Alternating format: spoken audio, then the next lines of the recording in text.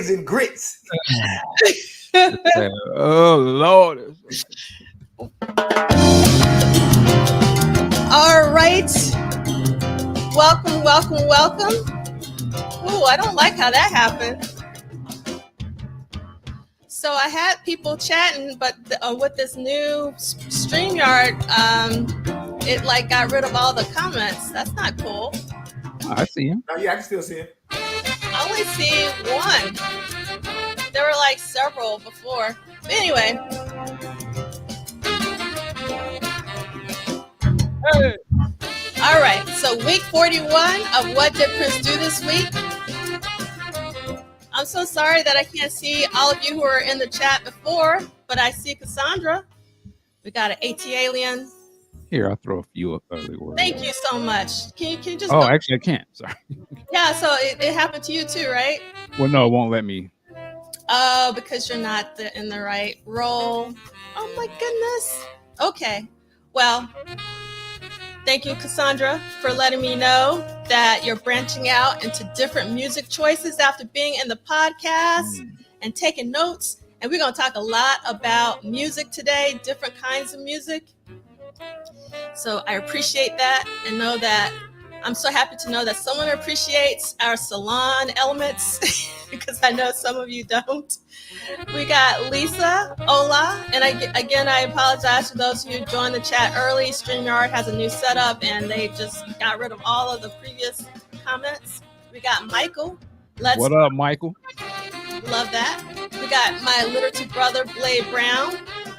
We have my beautiful friend, Clarissa James, the jet setter. Where are you? Minneapolis, New York. Somewhere out of country. Where you are. Yeah, Clarissa is the world traveler. We got Drea Dances. Radio. We got Chris Bournay. We got Kim, our timekeeper. What up, Kim? We have the video vault keeper, D68A. Howdy. Okay. To y'all, thank you so much for uploading that, Sheila E. You know which one. Your best. I love when community comes together and especially help me out because I'm juggling a lot. So any assist, I really appreciate. Thank you so much, Christina, for letting me know that you love the salon. Nick Belden is here. That's right, Kim. Salon Elements. And we have Laura from Romania. And we got the one and only. There would never be another Vanessa. Yeah. Every time I see Laura from Romania, I just want to say 10 from the Russian judge. 10. Perfect 10. And Vanessa, happy birthday. I know it was last week, but I hope you're still celebrating. And then we got Annie Ward. I don't know what. Does anyone know what JYCM is? I'm a little slow with acronyms. Huh.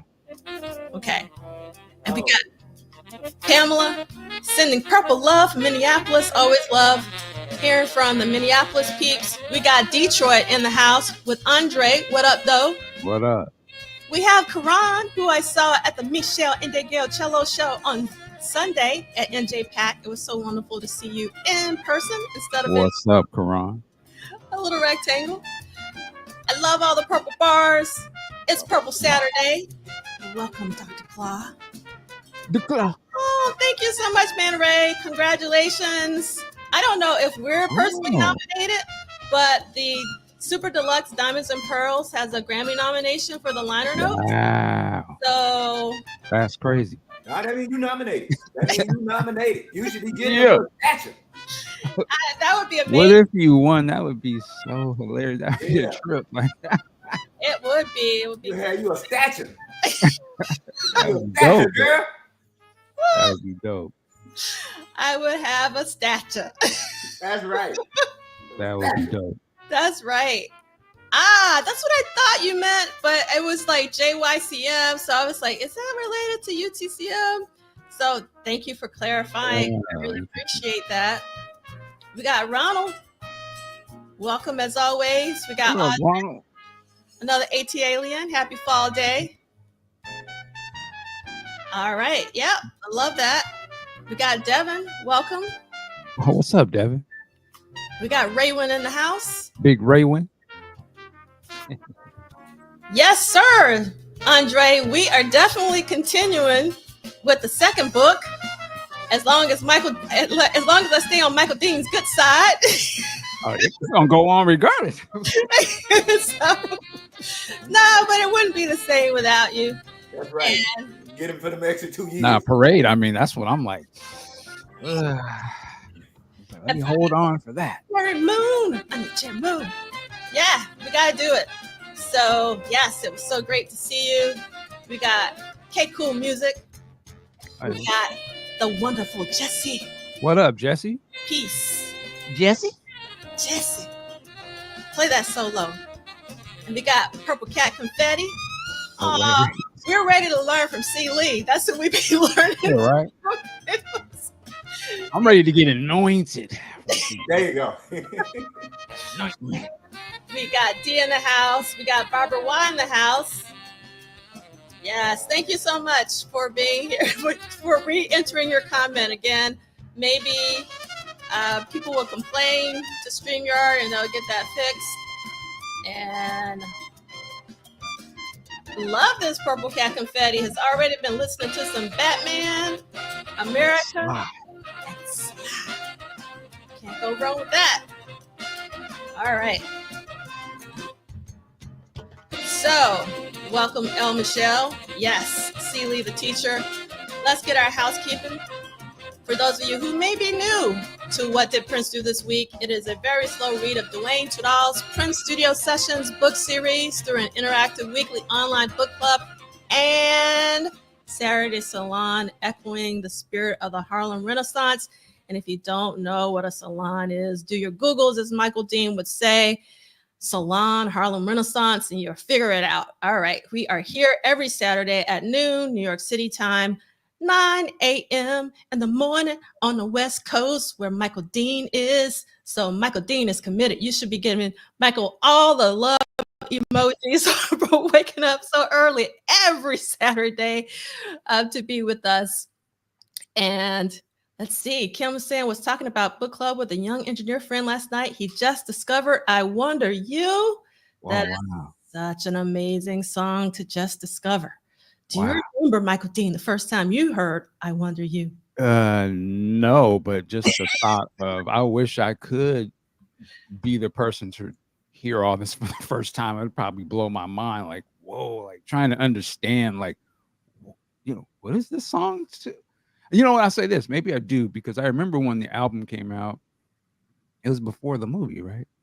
Mm-hmm. And listening to these songs, I could only just imagine how they were used in the movie. And that was one of the songs where I just felt like, God, I couldn't even imagine what is Prince and them doing in the movie when something like this is playing, and I'm just basing everything off of Purple Rain or something. Like, God, this seems so complex and different. And so, yeah. It can be amazing to hear that for the first time. Yeah, for sure. So, D, it's really hard for me to show what's on my shirt. I will try. Let's see. I have a new table, so let me see if this will work. There you go. So you can see. Ah, that's cool. I love this shirt, but it's really hard to show. Oh, okay. That's cool. That's dope. At first, I couldn't figure out what that was. Yes. Yeah. So that's what's going on. I'm also very excited by my new table I got. So, I see the cameras going. Yeah, almost like I got a dolly. So thank you so much, Dee, for that purple glove. You got your is that vertical? Yes, it's vertical. You got your vertical Spike Lee thing going on. Yes, I do. For sure. All right, we got Stone Agency Music. I don't know if you've been here live with us before, so welcome. And we got to say hello to 71. You don't have a tardy pass. You're right on time. Ricky, it's so great to see you here. It's homecoming. Happy homecoming, brother. All right. And let's see. Yep, salute to Michael Dean for waking up early. And okay. I love this comment about I Wonder You. And the young engineer was first drawn in by the credits. All the instruments and players impressed him. Welcome. Is I wonder you playing in the background when Mary Sherry calls Christopher? Mm-hmm. And yes, I always thought that he's biting on whatever that thing he bit on, and Tricky is right there. You know, that whole thing. See, I was always that was always an interesting, funny scene to me. it's one of my favorite scenes. It's like it never gets old. Like every time he takes a bite of that bread, he's just like, it's so funny. I think only Prince would do that in a movie and then keep it in, like it didn't get. And it's one of my favorite moments for sure. Trying to be cool and eat. What do you think about sex? Yeah, great comic timing, man. Like, oh my God, he could have been a comedian. Yeah, such great timing for sure. I love this baguette bites.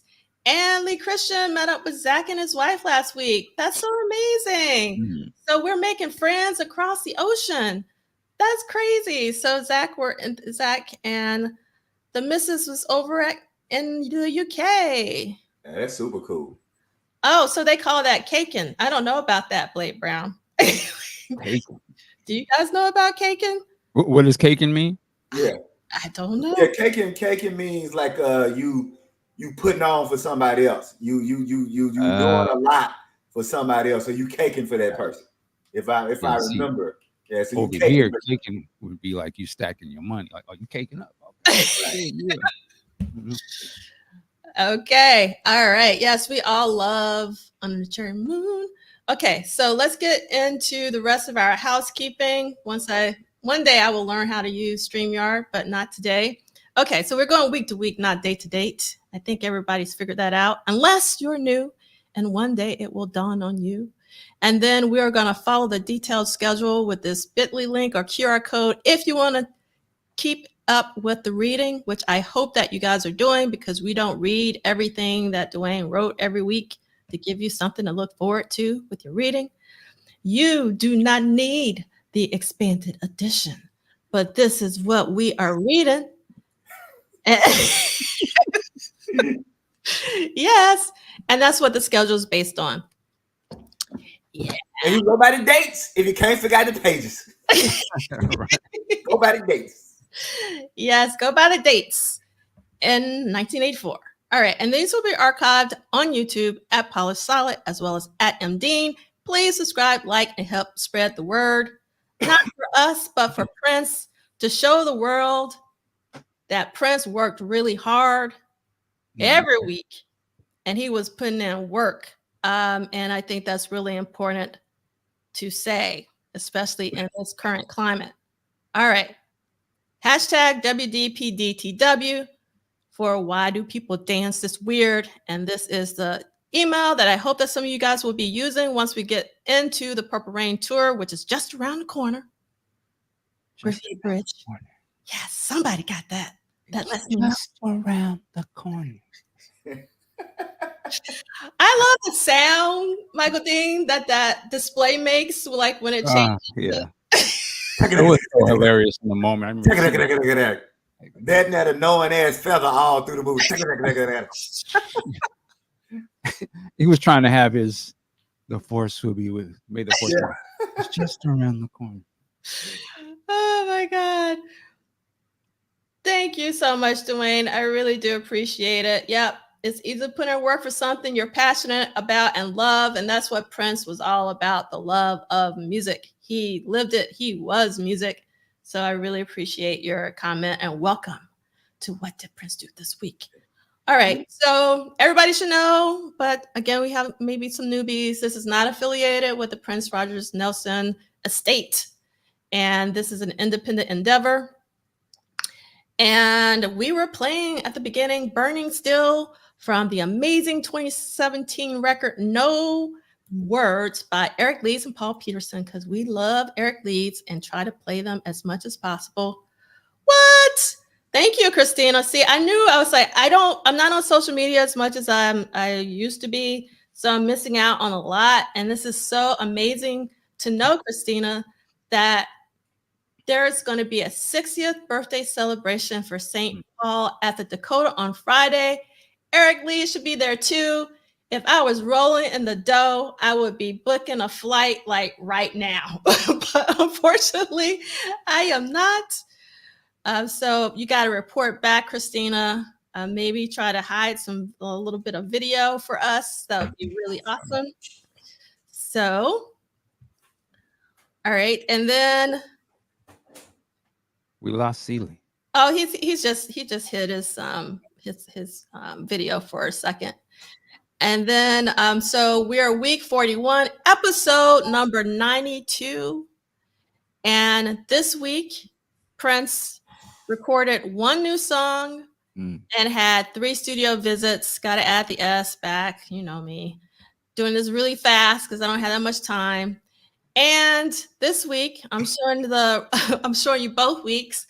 But this week, we're going to talk about some rehearsals. And then on Tuesday, we had some overdubs for Lisa, which will eventually become Yes. And then the basic tracking of one of my favorite songs, one of the top of the tops, Condition of the Heart. And then on Wednesday, there were some overdubs and mixing. And then Paisley Park on Thursday, some more mixing. And then Condition of the Heart, maybe some more mixing, wasn't sure. And then a couple more rehearsals. And then Duane wasn't sure about the orchestral overdubs for the family. There's an estimate about this in terms of the Claire Fisher involvement. And you're getting a sneak peek of what we'll be talking about next week. And I guess I left it up because I'm super excited about next week. Even though there's not a lot to read, but this lets us know that Prince is going into full rehearsal mode. And so that means that the tour is not very far away. So this is what we have. We're going to talk about this week as well as next week. And let's get started with our reading. And I think, let's see where we're going to go to page 427. And I'll get started with this first one here. And let me change our camera. Just sure. A quick thing to throw in. What if, like, seeing that calendar and Prince's got Claire Fisher and them doing that? What if there would have been a trip if Purple Rain or even the Parade tour, if they would have had the orchestra? Oh my God. Can you imagine? That would have been insane, Michael. Nuts, man. Yeah. It's like, and it came out and it's and they in the quantum realm, that would have been so beautiful. Yeah. Everybody wouldn't have known what to do. That would have been like just. Yeah. Oh, that would have been. Yeah. That was, I mean, what he did do was dope as hell. But I'm just saying, like that would. I would have preferred the orchestra personally. I love orchestras, and Claire Fisher's orchestration is like so incredible. Okay, so hopefully everyone has turned through their pages in their book, page 427. We are going to read really quickly. So Sunday, October 7th, 1984. Am I on the right page? I think I am. Because, yes. Rehearsal venue, Minneapolis Auditorium, Minneapolis, Minnesota, 10 a.m. to 10 p.m. And then Monday, October 8th, 1984, there's a rehearsal. Also in the same place, same time. And then the quote is from Roy Bennett. What Prince was really good at was pushing people beyond their limits. He saw that they could do it and he would force it out of them.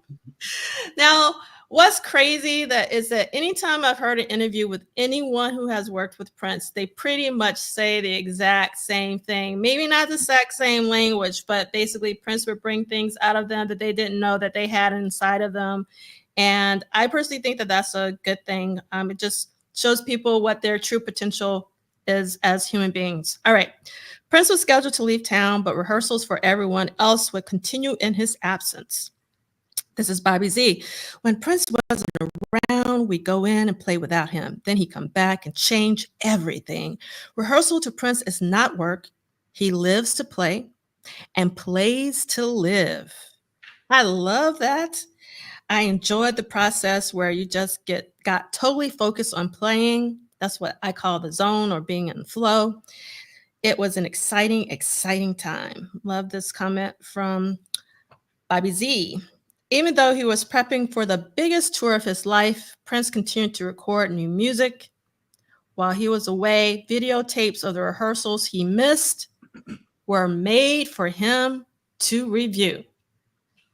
That's crazy to think about. He's recording and he still wants to view the footage of the rehearsals. Again, it just shows, how much he worked. All right, Michael Dean, let's start reading about Tuesday, October 9th, 1984, 428.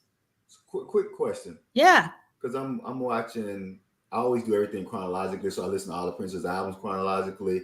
And then I watch all the promo videos chronologically. So now I'm watching all of the tours chronologically. And I am just getting ready. I just finished watching the Roadhouse Garden rehearsal and getting ready to watch the August show. And it dawned on me, if you go back to the Dirty Mind tour, Prince's band had dance steps. So because the question came up about how did Prince rehearse with the Game Boys, right? Did they go off and work some things out and then Prince? So my main question is, how did Prince rehearse the dance steps for his band? Like he, Dez, and Andre had actual synchronized moves. By the time you get to Controversy, they're a little bit more synchronized moves. By the time you get to the 1999 tour, they're doing the full turn and step and kick kind of thing. When you get to Purple Rain, so they're actually full dance steps. And my question is, I'm sure Prince is bringing in or thinking about the dance steps, but that's something I've never heard anybody. And so since we got people around like Brown, Mark, and Dez, and Andre, and Wendy, and Lisa, because even Bobby Z had dance moves because he stood, particularly doing When Doves Cry, and he would have to do dance moves. So I'm wondering, watching the tape, if somebody get a chance, if either you two get a chance, that's something else you can ask, like, how did Prince bring up the dance moves? Were they difficult? Were you struggling? But so it connects to that Game Boys thing, and it refutes that narrative that I think that we've been trying to refute. That Prince all of a sudden became a dance artist. Like, no. Dance was always a part of the core of what Prince did. Just because you didn't catch it doesn't mean it wasn't happening. I'll shut up. That's it. Yeah, everybody know how to do the walk. There you go. I'm going home. I can't dance like that. That's because you got them jeans. Take them off. What do you mean, take them off? I got something for you to wear. Take them off. But speaking of which, like, especially with the time, like Prince or Morris Day, I don't know who was, they were already always coming up with dances, right? Mm-hmm. The walk. And then that is just like an evolution of, the people before them, the twist and all those other things. Funky chicken. Funky chicken. Twist again like we did last summer. Peppermint twist. Hey, tell me what's going on all the twists out. All right, I'm sorry. Oh, speaking of dances and going down this road, I always wondered, was this like a form of the prep? Do you remember back in I think it was 1999 Prince, he would always he was that basically he was kind of Prince's version. Prince's prep. We called it the prep, but that's what I was thinking. All right, go ahead. You know what I'm saying? He had all them little dances he had. Well, if that was his version of the prep, what was the toothbrush? That's what I wanted to know. Right, hey. Yeah, he was doing the mouth on some other stuff. Yeah. When Prince sticks to a bit, he sticks to the bit. Oh, yeah. He do the whole thing like he's shaving. I'm like, where is that from? What is that reference? I don't know this to be true, but I'm thinking, Michael Dean, that's all Prince. But Liegh, have you seen anybody doing all the brushing of the teeth and all? Whenever I would think about that, and I think about how, if we go back to like when we were 8th and 7th grade and you would see people, I saw people combing their hair. I saw people doing all that, but I never saw anybody do the toothbrush. Like I never saw anybody do the toothbrush. So I was like, he just decided that ain't nobody done the toothbrush. So I'm going to do the toothbrush. I wonder, this might sound crazy, but I wonder if some of that is actually influenced by John Travolta from Grease, Saturday Night, because Michael Jackson, there's parts of Michael Jackson where he's doing the shit John Travolta was doing from Grease, and I think that became a thing where that was the epitome of cool, at least for them. He was like mimicking, and I wonder if Prince kind of does that too. And I wonder, was that sort of a thing? I don't know if that's a Greaser thing from that time where it is. That's a big 50s cool greaser thing. Like if you go back, and even like the blues people would do it. Muddy Waters would do it, right? The checking the hand and the sliding the comb through it. So yeah, but I think your point is that we have to even say that you'd have to at least say that Saturday Night Live in Grease kind of brought it back. In the 80s, like just like now, young people having a 90s revival. In the 80s, 70s, and 80s, that was a big 50s revival, right? So in the 70s, that was the 50s revival. In the 80s, that was the 60s revival. So yeah, so I think that all of that is connected. And hey, I give everybody their due that John. You got to give John Travolta credit or whoever choreographed that for doing that. Yeah, West Side Story. All of that stuff. I imagine plays, and that's for them culturally. That would be the big pop culture things when they were youngsters. Exactly. And you see the Elvis in Prince, and all that stuff. Oh, you definitely saw Elvis and Prince, particularly during the Purple Rain era, for sure. Actually, before we get, I'm glad that you sort of interjected, because I actually forgot a couple of slides that I wanted to show first. And Sheila E. is still on tour in 1984, because again, this is about what did Prince do this week in 1984. But we've also been following Sheila's Glamorous Life tour. Sheila E. Tiny Desk. Yeah. Yeah, awesome. Gotta see it. It's actually in the accompanying playlist. Sheila's always amazing. So I was so happy to see that she got her tiny desk, because she so deserves one. So for sure. Purple confetti, Sha-na-na. I was gonna say I saw the Sha-na-na. If you look Saturday, if you didn't watch Sha-na-na on Saturday, your life is pitiful. That's all I'm gonna say. Yeah.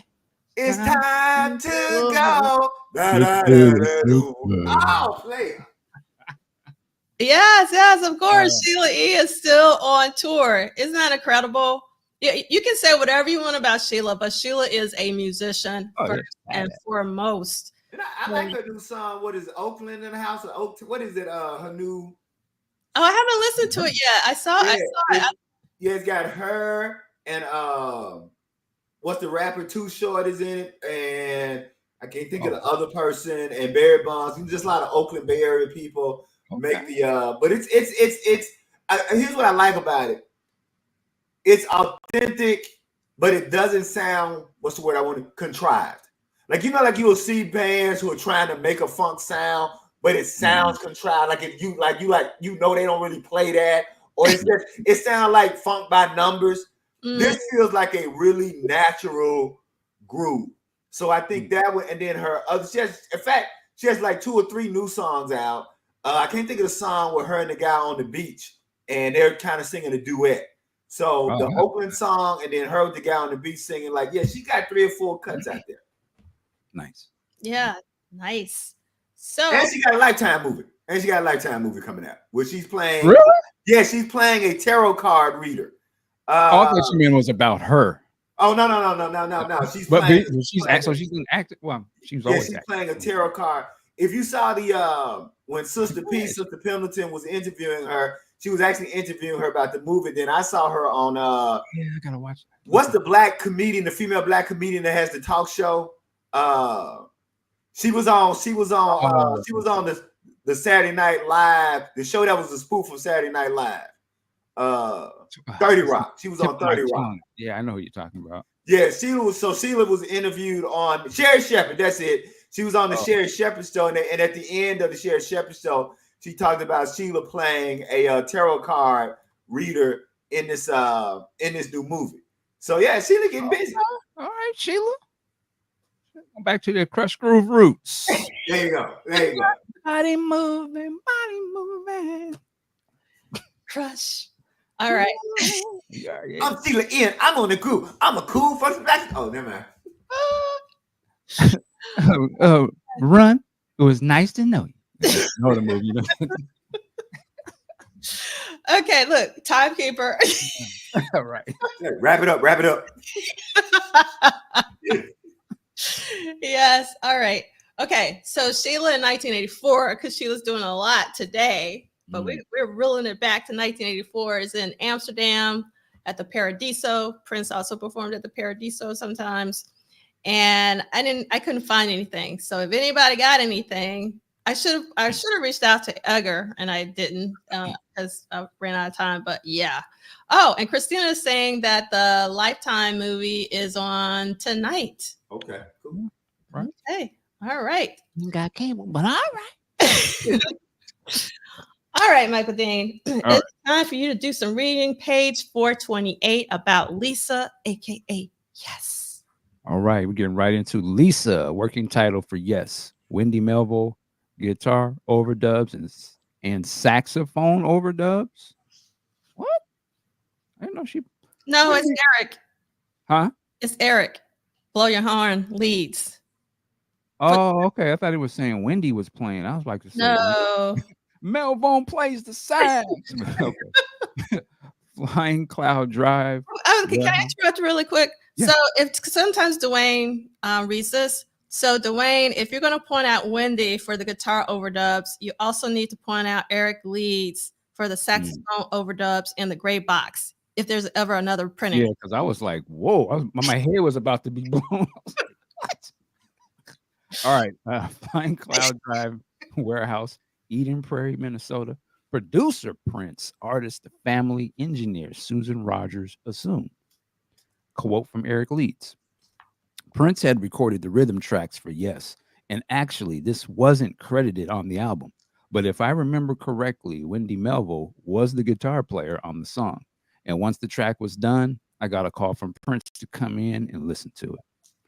Prince decided that the unfinished track, likely recorded in August, would fit well on the family album if given the proper treatment. So he contacted Eric Leeds, with whom he'd rapidly built a very trusting musical relationship. Quote, he just said, here's the track. You got it. Send me a tape when you're done. I spent an evening in the studio messing around with it, and that's kind of what I came up with. I assume that's Eric Leeds. Prince left for Los Angeles, allowing Leeds to create the melody by adding flute and overdubbing multiple sax lines. Quote, once again, I had an opportunity to just take something that he had done and go in and just completely do whatever I wanted to do with it. And fortunately, he really dug it. So that was the end of that. Unfortunately, when the final mix was complete, some of Leeds' contributions were hidden or completely removed, and Leeds wasn't happy with the result. The quote, to be, I don't know if I can do Eric. To be honest, I won't do Eric like that. To be honest, I never cared for the mix or the edit, as it didn't make much sense to me musically. Man, okay. Also, several of the harmony lines were, shall we say, underrepresented. So the final mix doesn't really reflect what I had in mind when I recorded it. Obviously, Prince heard it a bit differently. The date on this session was listed in the Warner Brothers archives as October 8th, but Eric Leeds recalls listening to the World Series, which was played on October 9th, which indicates that either it was a 2-day session or it occurred on Tuesday. Last note, it is possible that Wendy's guitar part was recorded in August during the initial tracking session. And I just want to say the song, Yes, that it becomes, I do remember hearing that for the first time. I feel like that was I had the 45. It was either High Fashion. I think it was High Fashion. And on the other side was Yes, if I'm not mistaken. And that's how I started listening to this. I was like, what is this? And I was blown away by it. And I didn't necessarily know it was Prince per se. But I was like, this has got to be some of the funkiest and cool summer flow. I had never really listened to music like that on my own. And so it just blew me away. Like, I was like, yo, this is, oh, no. I'm mistaken. Old man, sorry.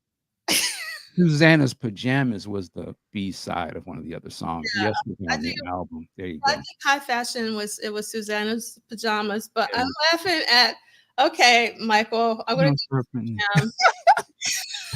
What I be saying? Wendy. What I say? You say Melvo, but it's like Melbourne. Oh, hey. She wants you to put the N on the Sorry, end. sorry, Kim.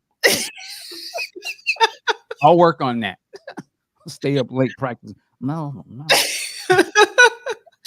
Okay, Okay, so I'm gonna step in like really quickly. So this goes back to me being a Southerner, and I don't want to offend anyone.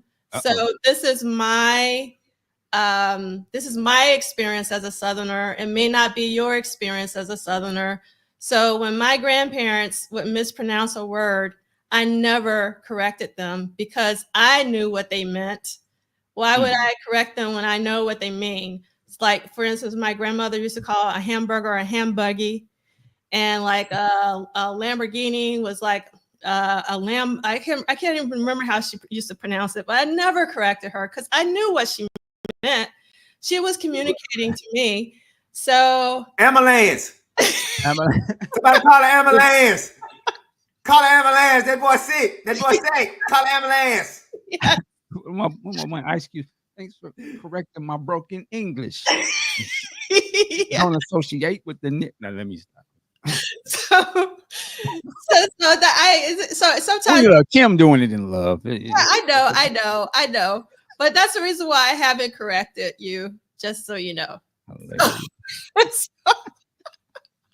Okay, Liegh, are you ready? Oh, before we get to reading our next passage, first of all, while you were reading, I was thinking, wouldn't it be cool if Eric Liegh was one of our co-hosts and he could do like a live commentary while we were reading this? Because when we were reading this, I could just hear him say some stuff.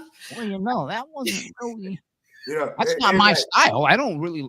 I my stuff is more complex than this. This stuff is simple. I don't understand why you guys like it. Eric is like, Eric's my man. I didn't like that mix Duane put on my quote. I didn't like Duane's mix on my quote. He cut out part of my quote that I thought made it flow better. So he cut up my quote. Yeah. But obviously we can see why we can see why Eric would be upset about having some of his lines removed, particularly since Prince is giving him sort of carte blanche and having him do whatever he wants to do. And he didn't really give him any direction. So I probably would have been a little miffed myself. But at the same time, and Liegh knows this as a writer. I know it as a designer and photographer. You have to edit yourself. Like sometimes you just can't use everything that you output. So, it's part of the creative process.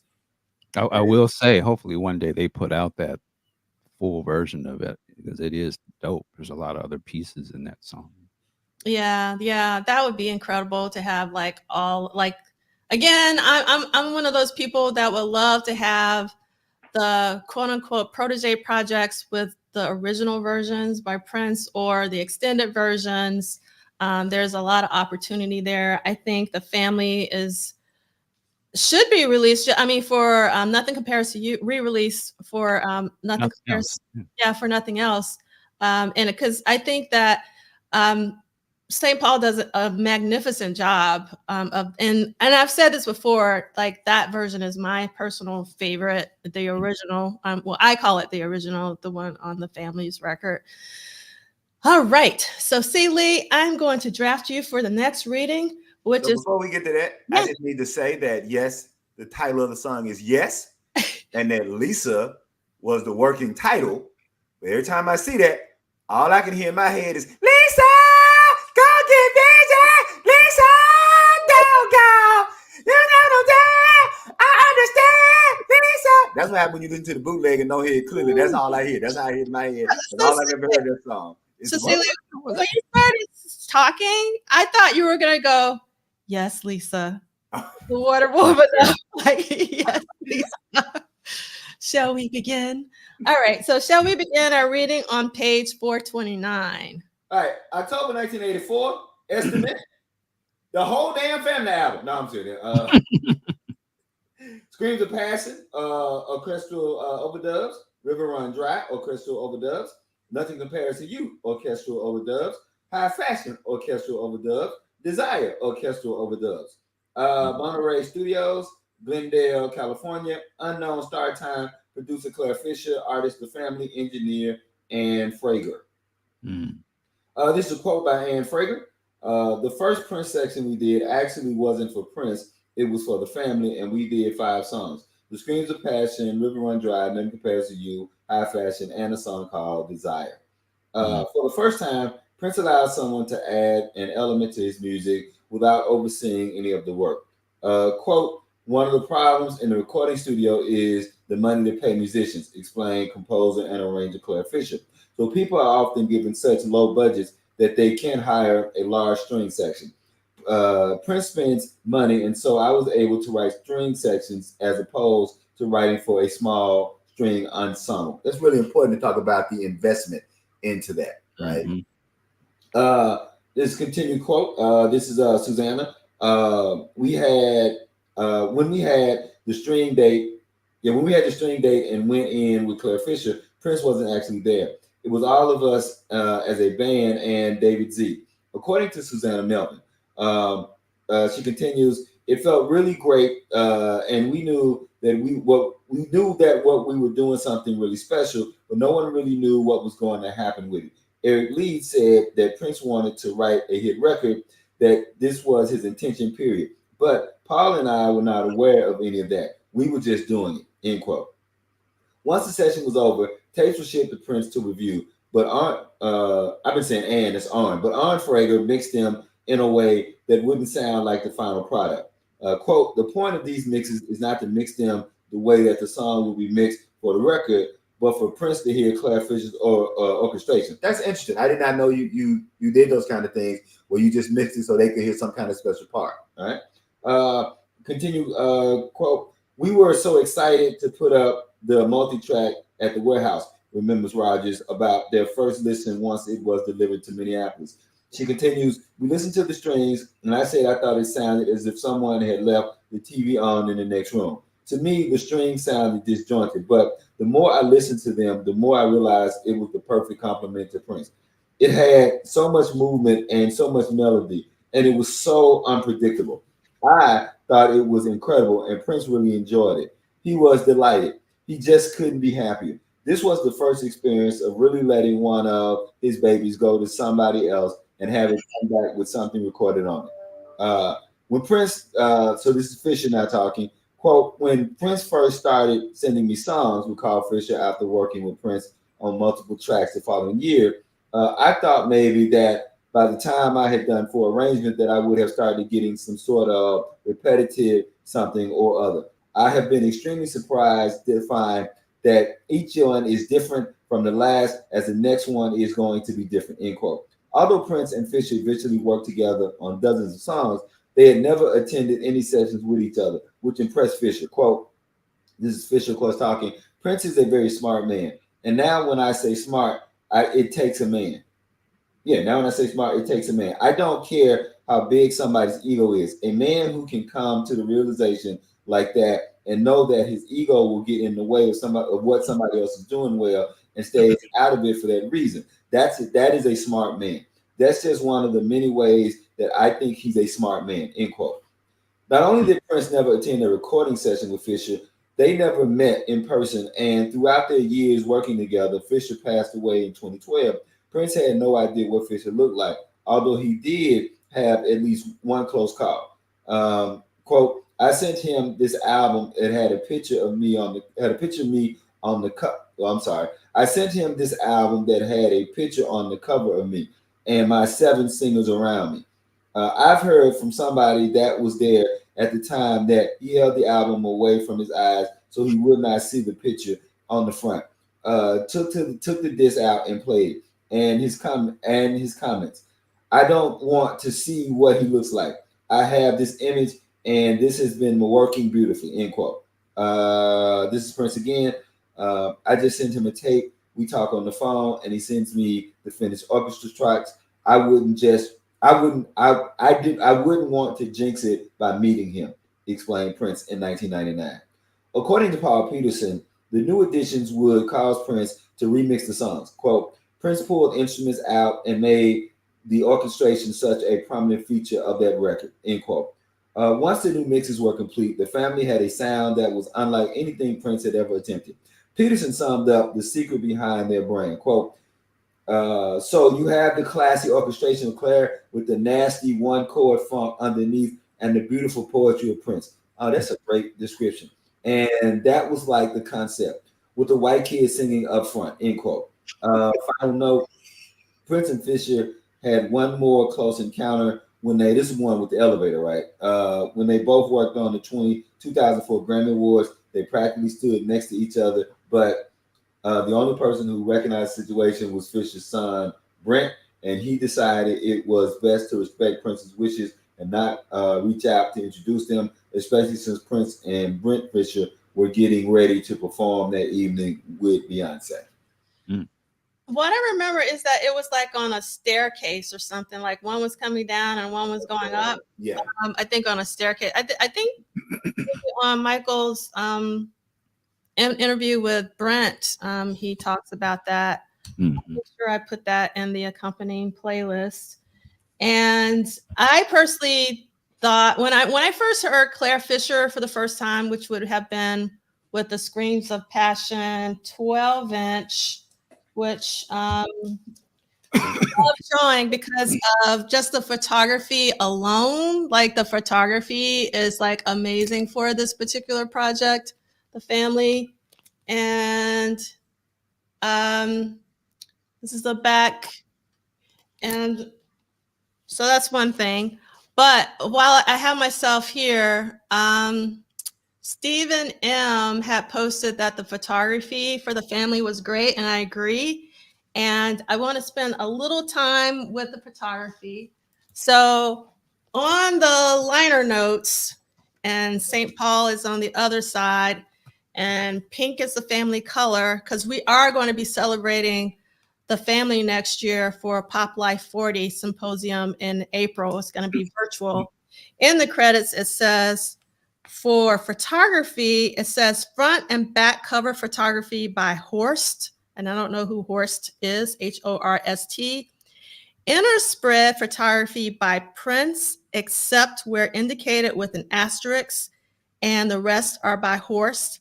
And then the dust sleeve photography is by Jeff Katz.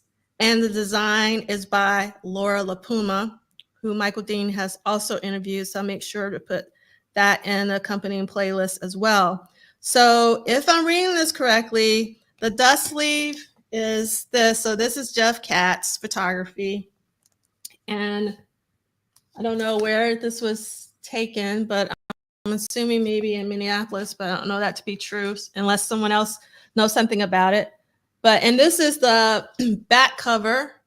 But when I got this album, I was obsessed with the inner cover, particularly when I found out that Prince took the majority of these photos, because Prince was something of a photographer himself. Oh, this is one of my absolute, let me see if I can get it in the right place. The one of Jerome. Whoa, is that the early version of what they were doing in the movie? Yeah. And that was a thing for them. Yeah, I love this photo though. And then look at Jelly Bean. And then you got Susanna, and it was Susanna. I love these photos of Susanna, and I'm sure a lot of people have seen the one in the top middle. And it's hard for me to position this correctly, but I don't know if you guys can see. Oh yeah, they're coming across good. They're coming across well. The one where it's Jerome, Susanna, and St. Paul is pretty amazing. And that's on one side. And then this is the other side is Susanna has her head up. There's another one of Jerome, which is amazing. I love Eric Leeds. And then we got some more Jerome. So this is basically what I'm saying is if you can get a vinyl copy of the family, get it for the photography alone. And again, because Prince took a lot of the photos in the inner sleeve. So I totally agree with you, Stephen M., about the photography. All right. Anything else we want to say? And then obviously, I mean, for me, okay. Stephen says that they thought that Jill Jones should have had the same photographer. So I think you were with us last week when we talked about Jill Jones' cover. I personally love Jill Jones's cover. It's very punk to me. And it really, again, represented to me freedom. And this photography is very refined and like they're exuding glamour. And I don't know necessarily if it would have the same feel if Jill would have gone, because there is a photo of Jill, Stephen. I don't know if you remember. She's like wrapped in like some kind of chiffon. It's like a black chiffon, and she kind of has her head back or something like that. Like that could have been a direction that would have been really close to the family. But I don't think that the songs really translated to like a family style. That's me. So yeah, the inner sleeve photos were the most interesting. Oh, love this. Sakara saying, I love seeing the pics that Andy Allo, the ones that Prince took of Andy Allo. Wish I could, yeah, this is a wonderful idea, Sakari. If there was a Prince photography exhibit or collection, a collection of Prince photos that Prince took of other people, actually, I would love that idea. Okay. And yes, the Mia Boca video was very glamorous. Yes, Jean-Baptiste. I never liked that video though for the song. For me, it was a good match. That's my personal opinion. I know that Jean-Baptiste is very, very revered and very, he's awesome. But I just didn't think personally. This is just my personal personal opinion. What say you guys in terms of the Jill Jones Mia Boca video? And also Stephen M talking about wish the direction was more like the family, because some people don't like the photography and the Jill Jones cover in particular. The cover, I guess it could have been better. It never really bothered me, to be honest. Yeah, I didn't think it was bad. Yeah, I think that to me, if anything, when I look at Jill Jones, I mean, she's so beautiful to me, particularly at this time. I wish I could have seen her a little more clearly or something. But other than that, I didn't even. Yeah. I think I just had the cassette tape back then, so yeah. To music. Yeah, I wanted a video for a trip and a half. So, other than that, that was like my favorite song on there. And I can't even remember if I've heard Prince's version or her version first, which impact. But so that was the only thing. Like it was a video is the best I could say about it. Like it wasn't a bad video, but I guess I was more like I wish they'd had another song. I just thought that Trip and a Half should have been a lead single or whatever. I don't even remember the time and what came out. I just remember thinking this is the song that I thought could have really made some waves on radio in a way that Mia Boca I don't think could have.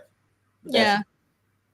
So Kim, are you saying that that's too basic, or if it's working? So because one of the things that I kind of like about the Jill Jones cover is that, again, it's punk, it's DIY, and DIY stands for do it yourself, for those of you who are not into the acronym. Yeah, Sandra's with me. Got new wave punk look. So it always worked for me because that's kind of the vibe that I got from Jill, that she, again, was like the epitome of freedom. No one could tell her what to do. That's the vibe that I got from that photo alone before I even knew anything about Jill. I think for myself at that time, I just knew Jill from Purple Rain and probably more so the imagery from the 1999 album of Jill.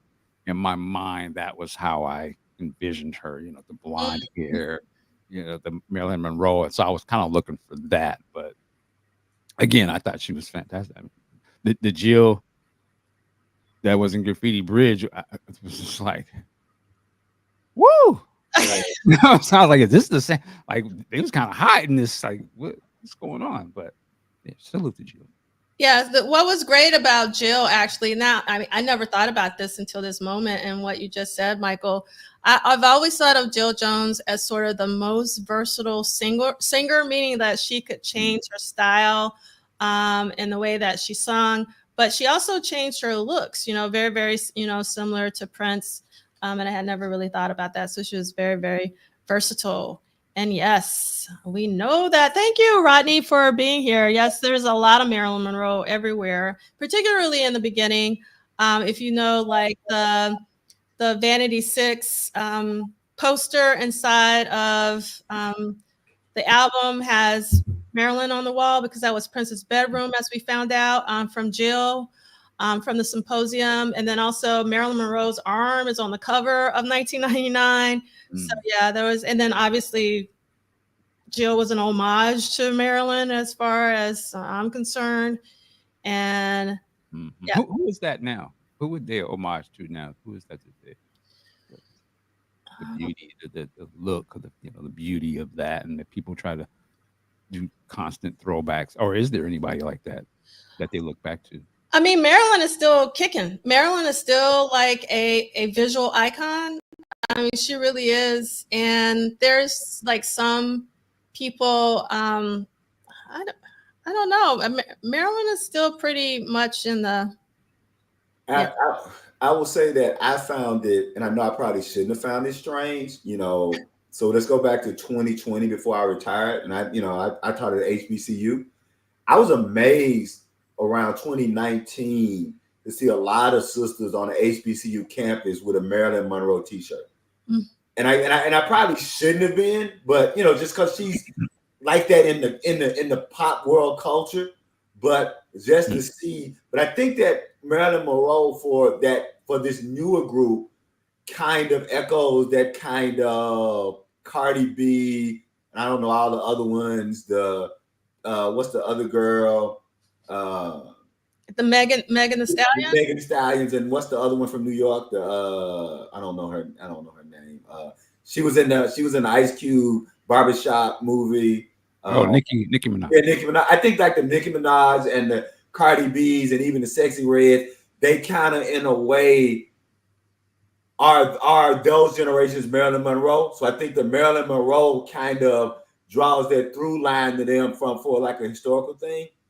I think they kind of played it up, and then in a more faint way to Betty Boop, which ironically, if I understand, Betty Boop was supposedly framed on a black woman, but I'm not really sure. I've heard people talk about that, but I haven't had the whole history. So I think that. So it's just saying that to say that to see young black girls, young college girls, kind of having whatever symbolism Marilyn Monroe means to them, she clearly means something to them because they're wearing the T-shirts. That's I'll say that. I wonder too. I know people may not like this, but I wonder if Kim Kardashian sort of has that effect on the generation today, aesthetically. That look, I feel like I sort of sometimes I'll see a template of like, oh, she looks just like a Kim Kardashian kind of look, and I wonder if she is that thing. I can't remember. Marilyn Monroe was an actress. Yes, that is correct. I don't know if she was one of the greatest actresses or not, but obviously for her, visual was the thing, right?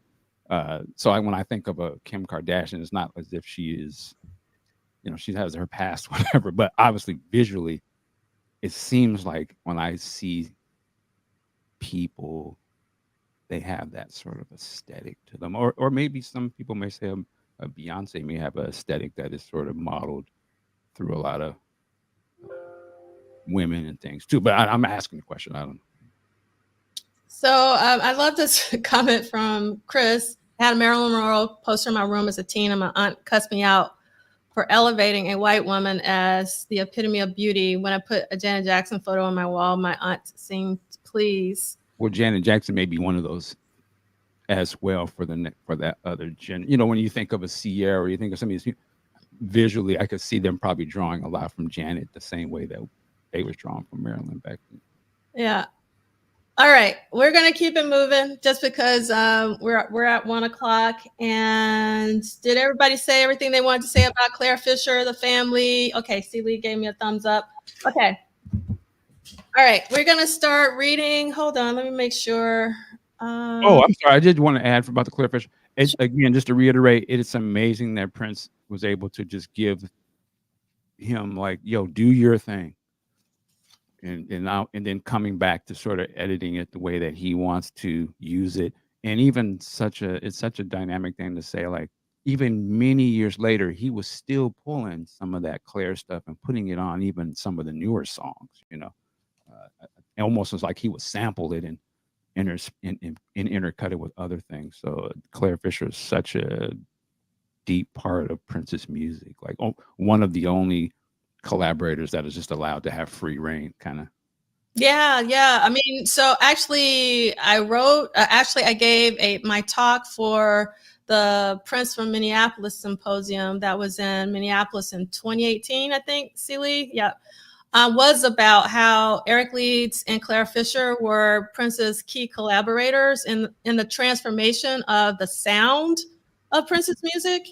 And like, we take it for granted now, but like hearing Claire Fisher's strings behind Prince's music for the first time was truly an experience. It was nothing like it. And Claire Fisher's orchestration is like no other, because a lot of like, so Claire Fisher did do orchestration for some of like Rufus and Shaka Khan. Oh yeah, Michael Jackson. The Jacksons pushed me away from Destiny album. I mean, he was already shit. Yeah, let's not play around. Yeah, for sure. But the point I want to make, it seems like, at least what I hear, and again, this is only my personal opinion, when he worked with Prince, it was different from how he worked with others. Like the orchestration sounded a little bit different. Like it had more space. It also was like more dramatic. It was just like, I don't know. It's just, it was just something about that collaboration of Claire Fisher's with Prince's music, how it brought something else out of Claire Fisher's orchestration. And I think it was just like a marriage made in heaven, a musical marriage made in heaven. It was just so dope, for sure. All right, so we're going to be reading page 431 about Condition of the Heart, Tuesday, October 9th, 1984, asterisk, basic tracking. Condition of the Heart was recorded at Sunset Sound, Studio 2, 6:30 p.m. to 9:30 p.m. for the basic tracking, only 3 hours. Booked 7 p.m. to open. Producer Prince, artist Prince, engineer Prince, assistant engineer Peggy Mac Leonard. And this is Dr. Fink, the quote: "If you listen to that album Around the World in a Day, it's experimental sounding to me. Pretty complicated, technically. He was literally playing exactly what he heard in his head in one take, like Mozart used to write symphonies down that he had in his head, and he just write it out on paper." I think that is a really awesome quote from Dr. Fink, and I hope some of you will go back and reread that, because that's really, really special. Okay. Prince no longer maintained a studio in his home now that he'd sold his Soundcraft console to former Time guitarist Jesse Johnson. So while the band continued to rehearse in Minneapolis, Prince spent a few days alone in Los Angeles recording at Sunset Sound. I'm sorry, just to cut it. Sure. That Soundcraft console, what a story that thing has to tell, because I believe it ends up with DJ Quick, if I'm not mistaken. Oh, it did? Oh, I think I remember that now that you mentioned that. Yeah. It's seen some real music, for sure. Yeah. Real good music. It is unclear why he didn't record at his warehouse, but it may have been in use by the family or Maserati, or he just may have wanted to spend a little time in LA before the tour. Okay, so I'm going to skip all the rest to save time. And we're going to go to the next page, 432, and we're going to start with the second paragraph that starts: "The track was started on this date during a relatively short session at Sunset Sound, 3 hours, remember? Prince recorded the basic piano and some of the vocals, but it is unclear how much further he got before he ended the session unusually early. No mix was done and no cassettes were made of the number." This is super rare, because normally there's a cassette made. "Although the song would be credited to Prince and the Revolution, no other members of the band were involved. This was typical of Prince, who had the ability to play almost anything in the studio. I don't think you know how he operates, because if you could do everything yourself, you would be doing it," declares. I love that quote. Albert McNolly: "Do you know how easy it is to do it yourself? You just get up in the morning and do it. So he doesn't have to talk to anybody. Like I said, Prince didn't need nobody." Okay, status. Condition of the Heart, 6 minutes and 48 seconds, was released on April 22nd, 1985, when it was included on Prince's Around the World in a Day album. The song was never, ever issued as a single, but it did make its live debut during a concert in Rosemont, Illinois on December 9th, 1984. Love that. I wish I could have been in that audience. Only a part of the song was played, and it was never a regular feature on the Purple Rain tour. And I'm going to go ahead and read this next bit because it's also about Condition of the Heart since we're talking about it. For Wednesday, October 10th, 1984, and we're talking about some overdubs and mixes. This is Peggy McCreary / Leonard. I would love to listen to him on the piano, but he fancied himself a better guitar player. I think he was also great on the bass. I agree, Peggy, and the guitar, but it's too easy to just goof off on the guitar, and I always felt that he played the piano beautifully.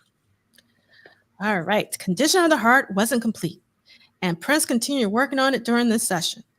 During the 11 and a half hours he spent overdubbing, because I forgot to read the times. So again, we're still at Sunset Sound, noon till 12:30 a.m. Noon till 12:30 a.m. That's how long he worked on the overdub and mixes. That's a job. That is, he was working like a job. That's what I'm talking about. So he spent overdubbing light guitar, finger cymbals, keyboards, and synth strings. Although it is possible that much of this was actually from the DX7 Yamaha keyboard, Prince began searching for an instrument that would mimic a human heartbeat. So he asked Sunset Sound staff member Stephen Shelton to find a kettle drum. According to Shelton, once the drum arrived in Studio 2, Prince recorded it very quickly. In many ways, Condition of the Heart was similar to God, which he recorded in Minneapolis in mid-August. Both tracks prominently feature Prince's vocal gymnastics and distinct piano playing with a variety of ethereal overdubs. Each of these tracks is also best heard while sitting in a darkened room, which is the way he recorded them. I love that element of detail, Duane, if you ever watched that. Love that. I was there with you. Condition of the Heart was done similar to God in the dark with one candle on the piano. Remember Susan Rogers. Most of the work on that one is done at night. I remember just being whacked out by the lyrics. I really thought it was great, and I think it really represented a vulnerability in him that he didn't get close to too often. To me, it is a similar song to The Beautiful One, but it's even once for Kim, The Beautiful Ones, but it's even better. It's one of his masterpieces. I wholeheartedly agree, Susan Rogers. I can't say enough about Condition of the Heart. Even as a little person, 13 years old, Condition of the Heart affected me, which is super rare, as you can imagine, if you've been listening to me all these weeks, because I always love up-tempo dance music, funk music, rock music, but not necessarily the slow numbers. But it was something about Condition of the Heart that really spoke to me. And I even took time to listen to the lyrics because I usually don't even like listening to the music. Particularly back then, I didn't listen to any lyrics, just the way that he would sing certain lyrics. But that song really resonated with me on so many different levels. So what about you, C. Lee and Michael Dean, Condition of the Heart? This is the dumbest damn statement to make about Condition of the Heart ever, because everything you say I echo. I loved it. Loved it the first time I heard it on the album. But this song started me paying attention to something that I'm probably sure I'm the only idiot in the world that's ever paid attention to this, and it has to do with a lyric. So he talks about Clara Bow. He talks about her cologne. In Cool, Morris talks about wearing perfume. And in other places, Prince would talk about perfume. So as a teenager, I always thought, well, isn't cologne for men and perfume for women? Yet we had these two takes about where he's mentioning cologne about a woman, and perfume is always mentioned about a man. And then there's just something for me, I just always wondered, I wonder why he made that choice, which again is, I'm probably the only idiot who ever thought about that. But other than that, first time I heard Condition of the Heart, it was like having your musical lexicon expanded. And it was like, it felt like my father and my uncles I literally felt like they had been preparing me for this song. Like with all of the different music, the jazz, the blues, the funk, the rock, that they were giving me, I don't know if I would have been able to receive Condition of the Heart in the way that I did without the prep that they had given me to understand that sometimes music is not going to come how you think it's going to come. It's not going to necessarily feel. And that I had the patience, not only for that song, but the patience for this album to love it in first listen. That's it. I'll shut up. Nice. Yeah, I can just add. I just remember listening to it, and you know, aside from Purple Rain, that was the first album that came out that I went to go buy immediately. You know, being a new fan and just listening to that. I remember when that song came on. I can just remember sitting in my room. You know, I had a room in the basement, and I would just listen to that song, and I had never heard a song like that before. You know, so it was just like, whoa, like it just it made me think again in my mind. I always thought of Prince in movies at this time because that is how I got into Prince, by seeing him on the screen. So I think of, you know, at that time I just associated him with movies. So I was trying to, like, I was like, this sounds like some movie or something. Like, I'm trying to visualize the stories he's telling, and you know, I don't know if he's speaking about himself or what, but I thought it was just very cinematic.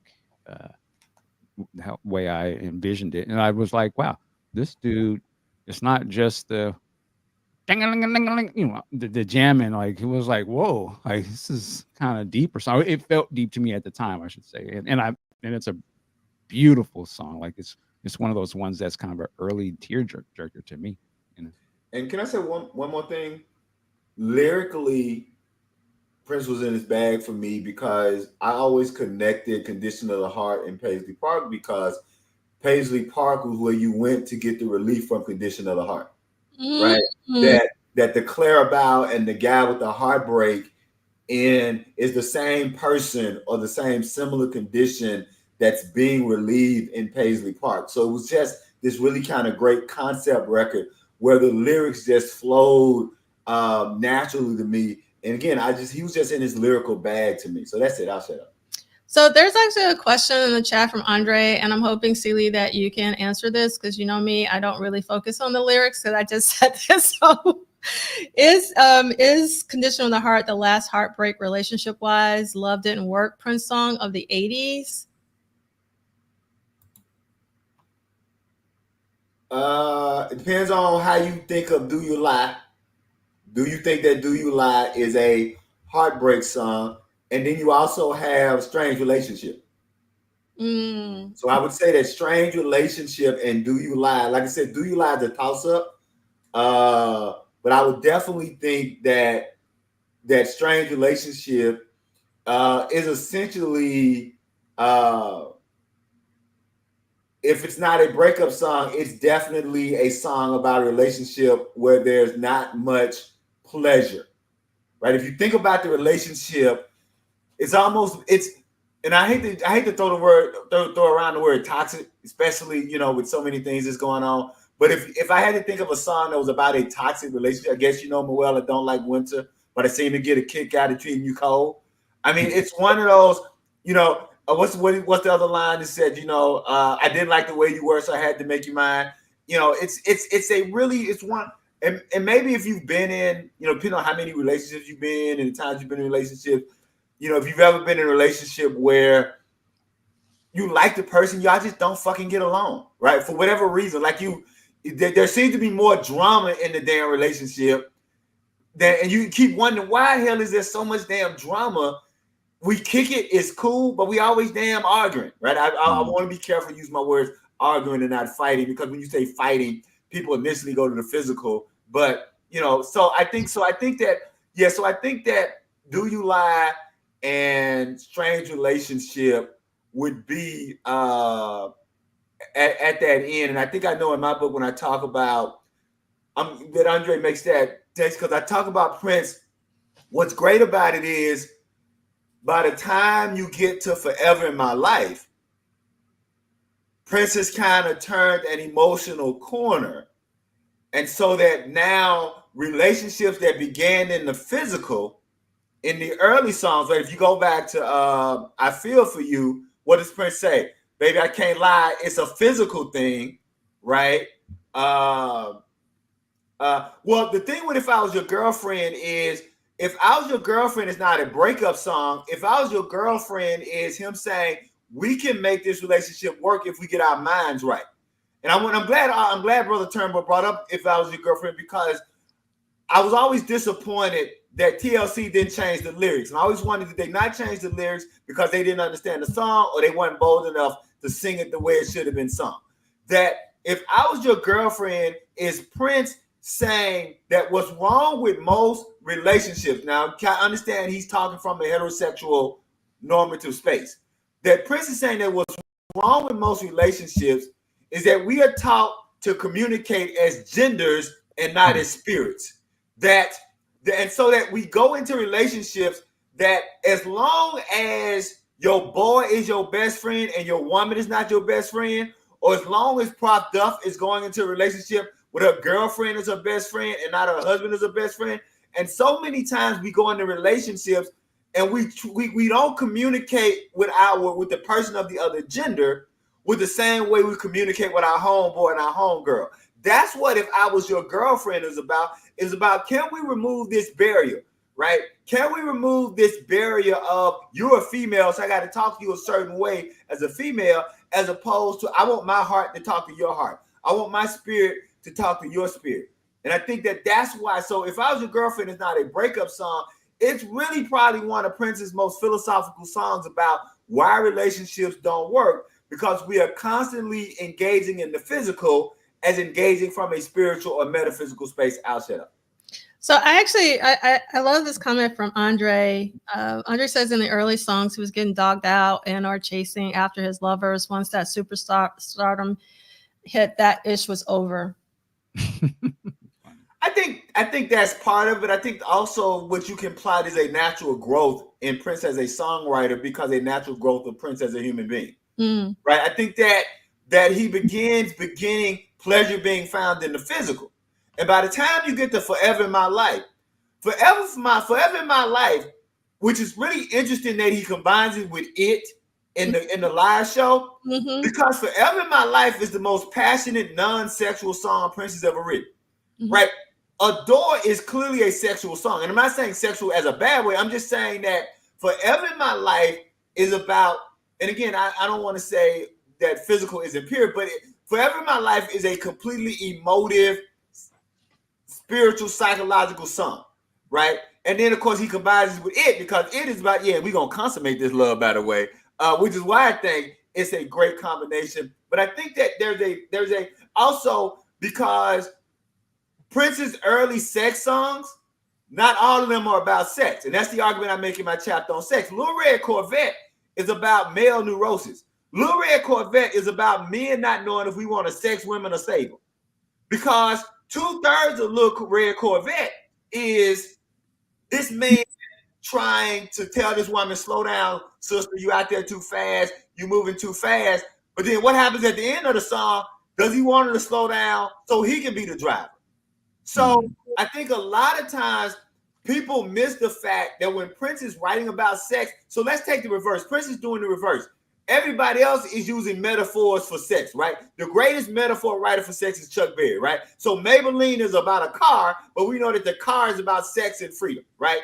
Prince becomes the first person to make sex the metaphor to study human neurosis. And so as he begins to grow as a writer, then he begins to no longer need that sex metaphor. So by the time we get to Forever in My Life, and by the time we get to Love Sexy, and by the time we get to Diamonds and Pearls, Prince is now just writing about the pure concept of love from a spiritual sense, and he doesn't need the sex metaphor to discuss the neuroses of the things that because for Prince, sex isn't just for pleasure. It's for escapism. It's for power. Think about Lady Cab Driver. Lady Cab Driver is a doctoral thesis on the way in which people use sex for escapism and power. That's all Lady Cab Driver is about, is how we use or misuse or use sex in various different ways. And people miss that because nobody wants to think that deeply about a pop song, right? If you know, and we miss the meanings in pop. If someone's not screaming their meaning at you, no one wants to be nuanced. But I defy anyone to go actually read the lyrics. He tells you in the very beginning, I'm running from discontentment. I'm running from heart. Everything I'm doing is reaction to the fact that I'm feeling and I'm in this naturalistic existential world, and sex is a way that I can escape or control what I'm doing. And he grew out of that, and is growing out of that. You see his human growth and his human art that I think people miss because they don't explore Prince's songs in that way. I'll shut up. All right. Love it. Okay, so I just wanted to mention that on Friday, October 12th, Sheila E. is still in Newcastle, England, and D68A has this on their channel. Thank you so much, D68, and it's in the accompanying playlist. And yes, where is the collection plate? Amen. Yes, amen. And I also want you, Celie or Michael, whomever this connects with, Chris Bournet put an interesting thought in the comments. Just listen to the Pointer Sisters, which is my favorite version of I Feel For You. The Feel For You cover is the Pointer Sisters. I love that version personally. Over Chaka's, that's my personal preference. I know you have your own. And Rebe Jackson's versions of I Feel For You at the suggestion of a friend. I wonder why that song appealed so much to female artists. Oh, the one word answer is because it emotes vulnerability. There are two things that I think Prince does so much better than most people. One is urgency and the other is vulnerability, right? And so when Prince is writing about love and even sex and emoting, he's emoting a vulnerability that we basically haven't seen in probably 20 years, right? I can't think of the last vulnerable heterosexual male that we've seen either in R&B or rock that. And so I Feel For You is a very vulnerable song. And we think about Prince had Patrice Rushen in mind when he's writing I want to be your lover and Why You Want to Treat Me So Bad. So Patrice Rushen is kind of the muse for those two songs. And I don't have any documentation that I Feel For You is also, she's also the muse. But if she's the muse for those two songs, it can't be that far away from what I Feel For You. And so what women are tapping into is the vulnerability, the notion that I'm going to let down my guard. And I just want to say quickly, there's a poem called Nudity. And in that poem, Nudity, by a sister named Keisha Brown, is a very short poem. She says that they stood in the midst of music and emotion, her arms curled up and over her shoulders. In this moment, she had exposed her need. But he only wondered why she had just removed her shoes. What's great about that poem is homegirl in this poem is being completely open and vulnerable to this dude, giving herself to him, but he couldn't recognize it because she wasn't naked.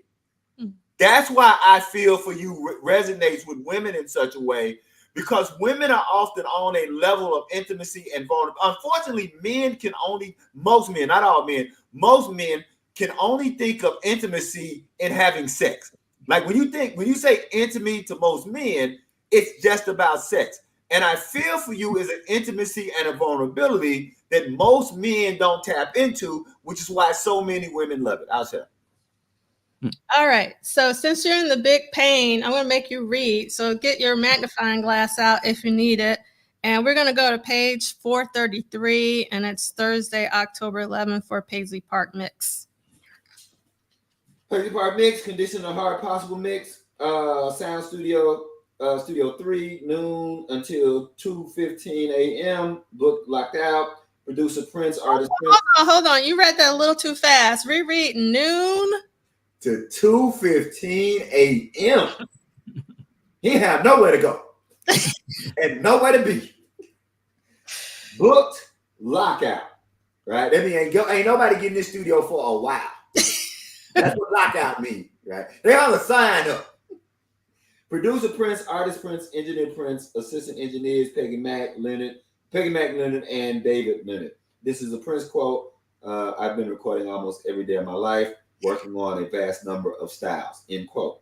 By the time Prince was very specific about the time he was seeking, well, the sound he was seeking for his post-Purple Rain career. That's important. He's already seeking his post-Purple Rain career in the middle of getting ready to go on the Purple Rain tour, right? That gives Brother Turnbull's analogy of working in two timelines at the same time. Thank you, Brother Turnbull, for that.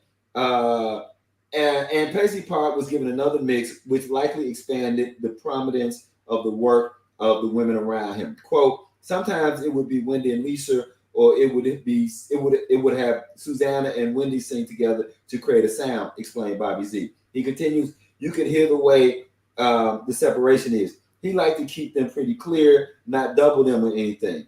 So you can hear Wendy and Lisa over there, and then there's Susanna mixed in there. If there was anything, it's his music and their singing, end quote.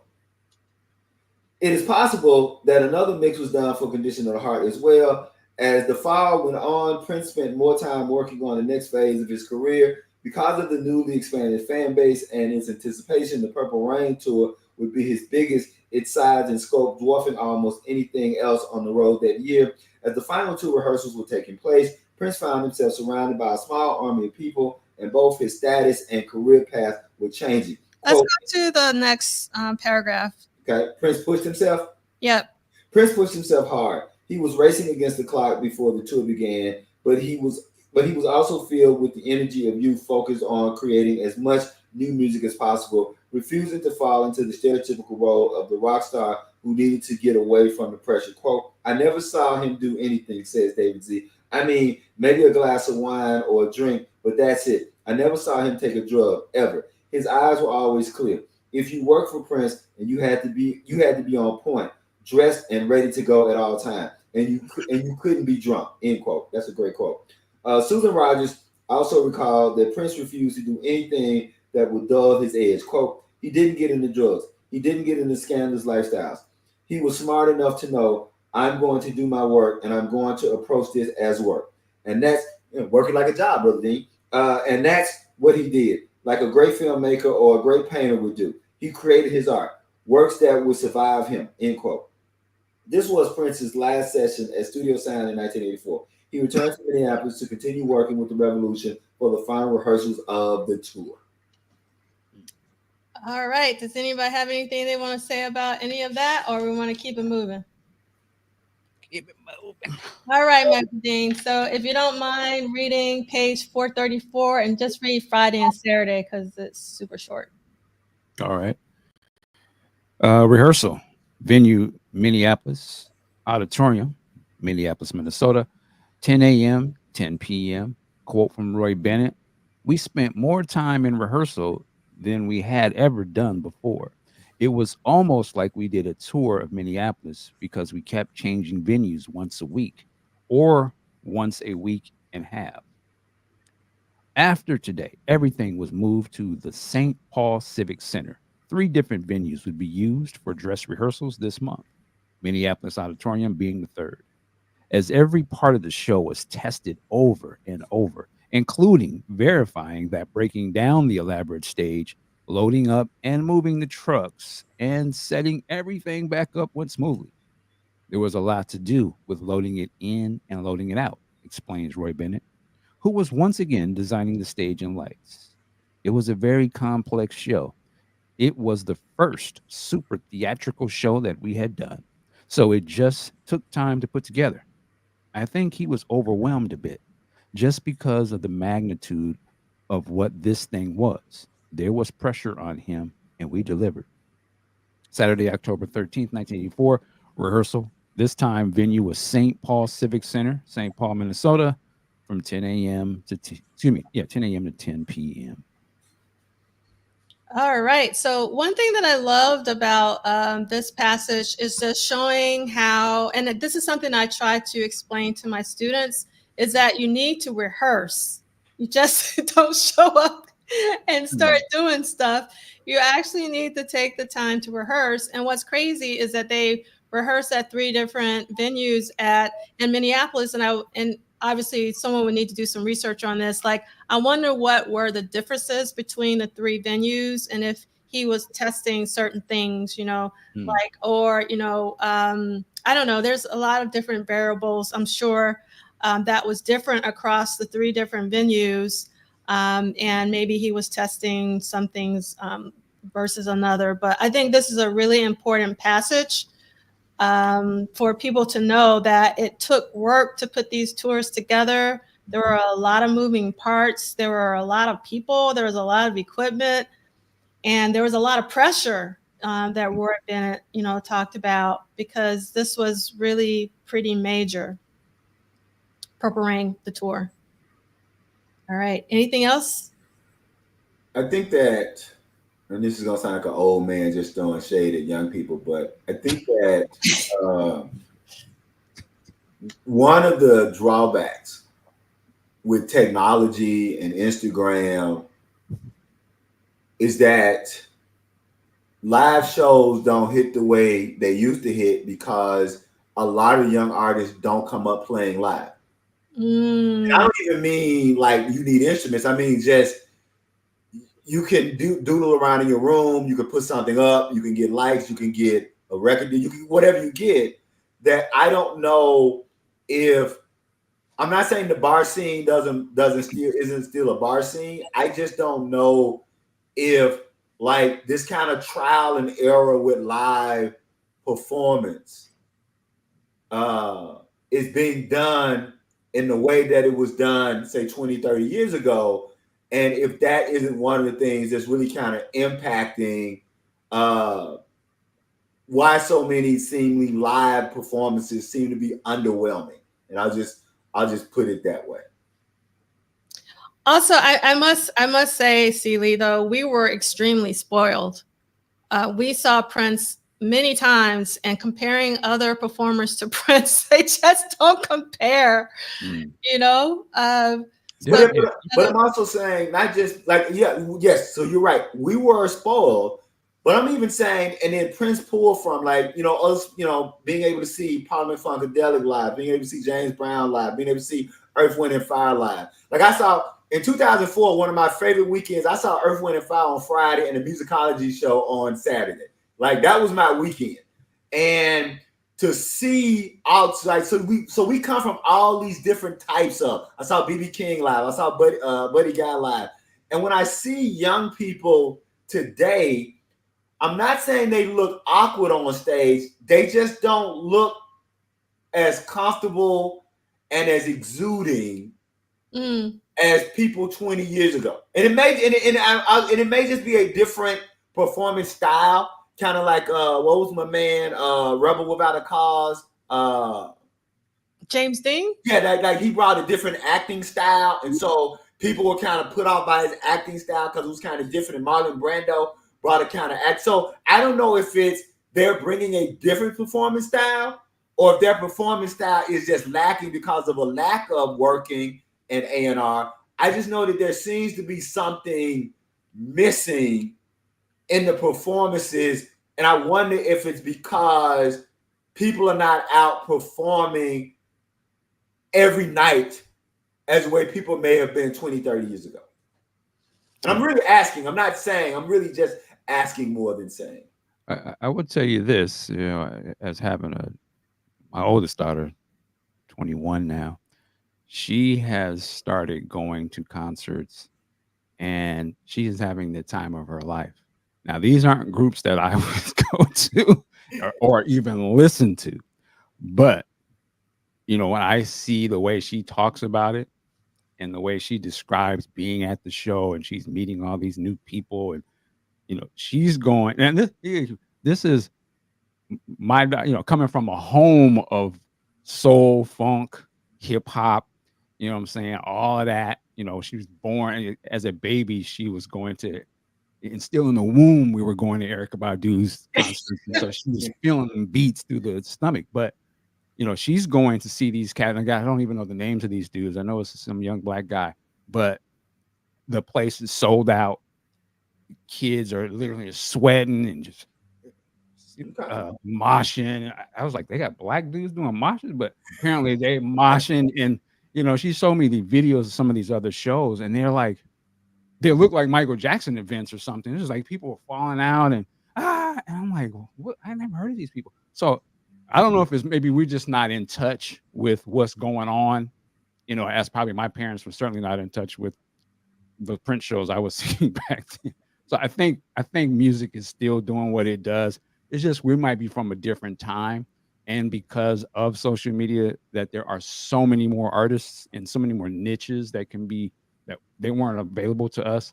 I think now there's such a more freedom to be into other types of music. Like I said, my daughter really, you know, she's into this stuff now, but before she was purely, was it the Korean pop? What do they call that? K-pop. She was on that like they were Prince. Mm. You know, Oh, I'm sorry. I didn't know that what K-pop meant. Thank y'all for telling me that. I had no idea that K-pop was Korean pop. All of that stuff, you know, coming from where she came from, I was like, you like this? And yeah, you know. So to me personally, I think young people, they got their own thing, man. Just as we had our own thing, you know what I'm saying? I think it's just easier to be disconnected from it now because we're not all watching the same programs. There's just so much more to see. And my point is to say, she's into all types of music. You know, she's into the J-pop, but then we'll sit in the car and she wants to play Chief Keef. And I'm like, you gotta be joking. But she know word for word. I can't even say the lyrics, but I said, I understand. I was in the easy and all that, so I get it, you know. So, but anyway, so yeah, man, I think music is acting better than ever, but I can understand why you would say what you say. Okay. So I don't know much about K-pop. So Laura, can you just confirm? I think what I'm hearing is that you're saying that even Teddy Riley is producing some of the K-pop groups. Is that true? I think I heard that. Yeah. Oh, okay. Mm-hmm. Awesome, because I wasn't aware of that. Well, even you know, our good friend Scotty Baldwin, you know, the artist that he was going out with overseas, huge, you know, super huge artist. I had never heard of it, but that I remember when that artist came to Seattle and Scotty was here, and they sold out damn near the arena. So it's obviously somebody is listening and going to this. Matter of fact, real quick, I work across the street from one of the performance places here. Like Andre 3000 was here last week, but there was a show yesterday. Mind you, it was like 9 o'clock in the morning. There was kids sitting outside, camped out at 9 o'clock in the morning. That show didn't start till 8. I never even heard of who this person was. Wow. I'm like, they're doing that in today's world where I thought you could just buy a ticket and online and go in at your leisure. They outside at 9 o'clock in the morning, so they must be doing something. I don't know who it was, but that tells me that yeah, music is still doing what it did back then. But no, that makes sense. That makes sense. I like Ricky's quote. I think is so important. Taking talent shows out of the schools as well as music programs out of the schools. Art and music programs, I think, is also. But let me just ask this question. I don't want to change it. Sure. But I start to wonder, did it really hurt?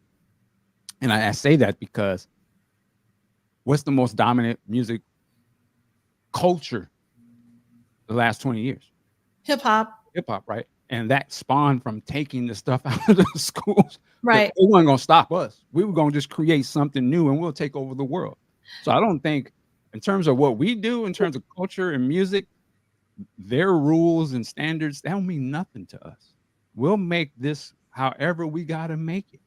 And we'll dominate it no matter what obstacles are put into place. So I think our persistence or perseverance blows all of those so-called roadblocks out of the way. I think if we really look at it, did them taking that out of schools stop us from creating the most influential thing in the world? No. So I will push, not necessarily push back. I'll add this, and I want to be clear that I'm going to quote Bomani Jones, but I'm not. I'm kind of taking his quote and doing my own thing with it. Bomani Jones talked about how Black music would always change. Blues, jazz, soul, rock, right? Says that with the rise of sampling and taking instruments out, music got easier to make. And because it got easier to make, there's nothing to come along to be the next new sound. I disagree. That for hip hop has been this kind of sound, and that's unprecedented. And probably the reason hip hop has been this sound for so long is because taking music out of the schools and taking music theory out of the schools, the innovation to create something new hasn't happened. And disagree. And so we created something new. Yeah, we're not defined by European musical instrument standards. Yeah, but what I'm saying is hip hop hasn't really like when you talk about song structure and song movement, those things have kind of become more minimal than expanding and expounding. Like there's no necessarily new sound because the people who make the sounds, produce the sounds, don't actually make the music. They're just getting sounds made from somebody else. Today's sounds that you don't listen to are the new sounds. Spawned from the lineage that you just described, right? The sounds that are the drills and the other sounds, there's a ton of different genres. They are spawned all from hip hop and all that. There are new sounds, there are new genres of music that has spawned from that, right? It's just that we're not a part of it. But hip hop took over R&B. It is engulfed everything. It is not just the music, but it is the attitude. It is our entire culture. That's what I'm saying. Like it ain't never stopped us. We have actually now dominated. There is no rock. All of that, we are the face of it now.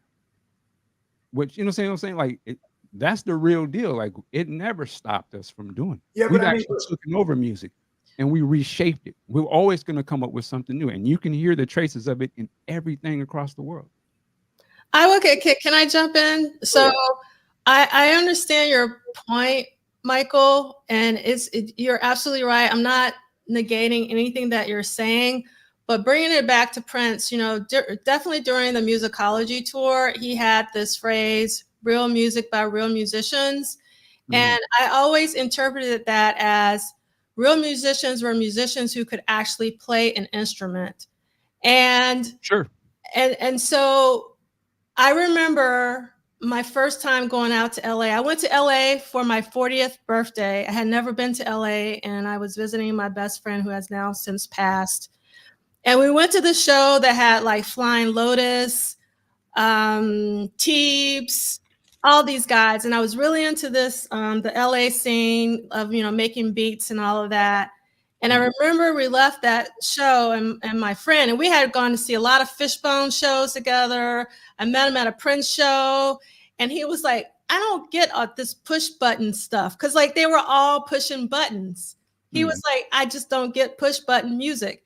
And I remember that moment because we both grew up listening to bands with instruments, and there's a different vibration and a different frequency. Absolutely. When you hear live music, because I went to two live shows this week. I went to see Michel Ndegeocello on Sunday, and I saw Bilal on Thursday night. And I was going to talk about Bilal when we got to that section. Bilal has a new album out right now, and I have seen Bilal probably 40 plus times in my lifetime. I've seen him since he started touring. He's been touring for over 20 years. And sometimes I go like back to back, and it's just something. And he always has like a full band, and that band has changed over the years. Like when he was backed by a major label, he had the background singers, and like his band has been a little bit more stripped down recently. But seeing him perform live with musicians who are at the highest caliber, it's very different from the album. And I always love, even with Prince, as masterful as Prince was in the studio, I always preferred Prince songs live. And so that's the reason why I listen to the rehearsals. And for me, it boils down to the frequencies of the instruments. But I totally understand the point you're making, and it's an extremely important point, and one that we cannot forget, Michael, because like no matter what happens, we're going to find a way, and we are going to innovate, and we're going to keep it moving no matter, what happens. So I totally understand what you're saying, but I think irregardless of the tools. Yeah, irregardless of the tools. We'll get on the corner and harmonize and change the world, which we did, right? So, but it's that spirit of it that is never going to leave it. So it doesn't matter what the tool is. You know, if somebody tells you a musician can only be this, that's great. We're not going to stay in that box, though. You know, somebody told Prince, you got to have real horns, or you drum machine ain't no real drummer. Hold my drum. You know, let me show you what I can do pushing these buttons to get these drums, and the rest of y'all gonna want to sound like me. You know, so really, this is, to me, this is all of what Prince and them did. You know, you went from the Stevies, all of the bands, but then you went from the one guy who could be the everything. You know, the one guy who had the technology that I couldn't afford to have a horn player. I'll play these keyboards and make these synth lines. I'm sure some musicians was like, how dare you play these? That's not real horns. It doesn't have the feel of the classics, you know, Miles and all these. It's just a machine. But Prince said, I'm gonna put my soul in this and make it sound, and I'm gonna change the world. And then his sound became the dominant sound in music, right? And it just continues to shift. But it wasn't the sound that made him. The spirit of what he was doing is what we listen, in my opinion, why we listen to Prince. So no matter if Prince is playing a bass version, a band version, or he playing it all on the keyboards and drum machines, them songs is bomb. You know, he's not defined by the standards or the definitions of what it is. Prince wouldn't even be around if he was relegated to only could be like when they first tried to get you got to have them produce your shit. Yeah. No, I don't. My shit is bomb. I'm gonna do it my way. I'm gonna stay in the studio all day and do it. He works an entirely different way than what the standard of the rules said, and he became what he is because he doesn't do what they do. He wasn't defined by what a musician was supposed to be. You know, to me, it's no different now. When you go to these concerts and you see these people having a great time, they're not caring about how it was created. Does it touch their soul? That's what music is about, in my opinion. So I understand. Let me ask you one question. Let me ask you one question, Brother Dean. Yeah. What if I'm the person that because I was raised on Kraft macaroni and cheese, I can't taste or enjoy homemade macaroni and cheese?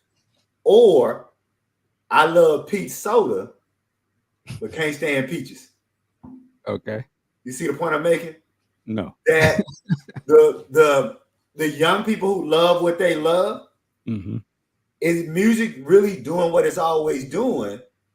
Or are they just loving Kraft macaroni and cheese because they don't really know what real macaroni and cheese tastes like?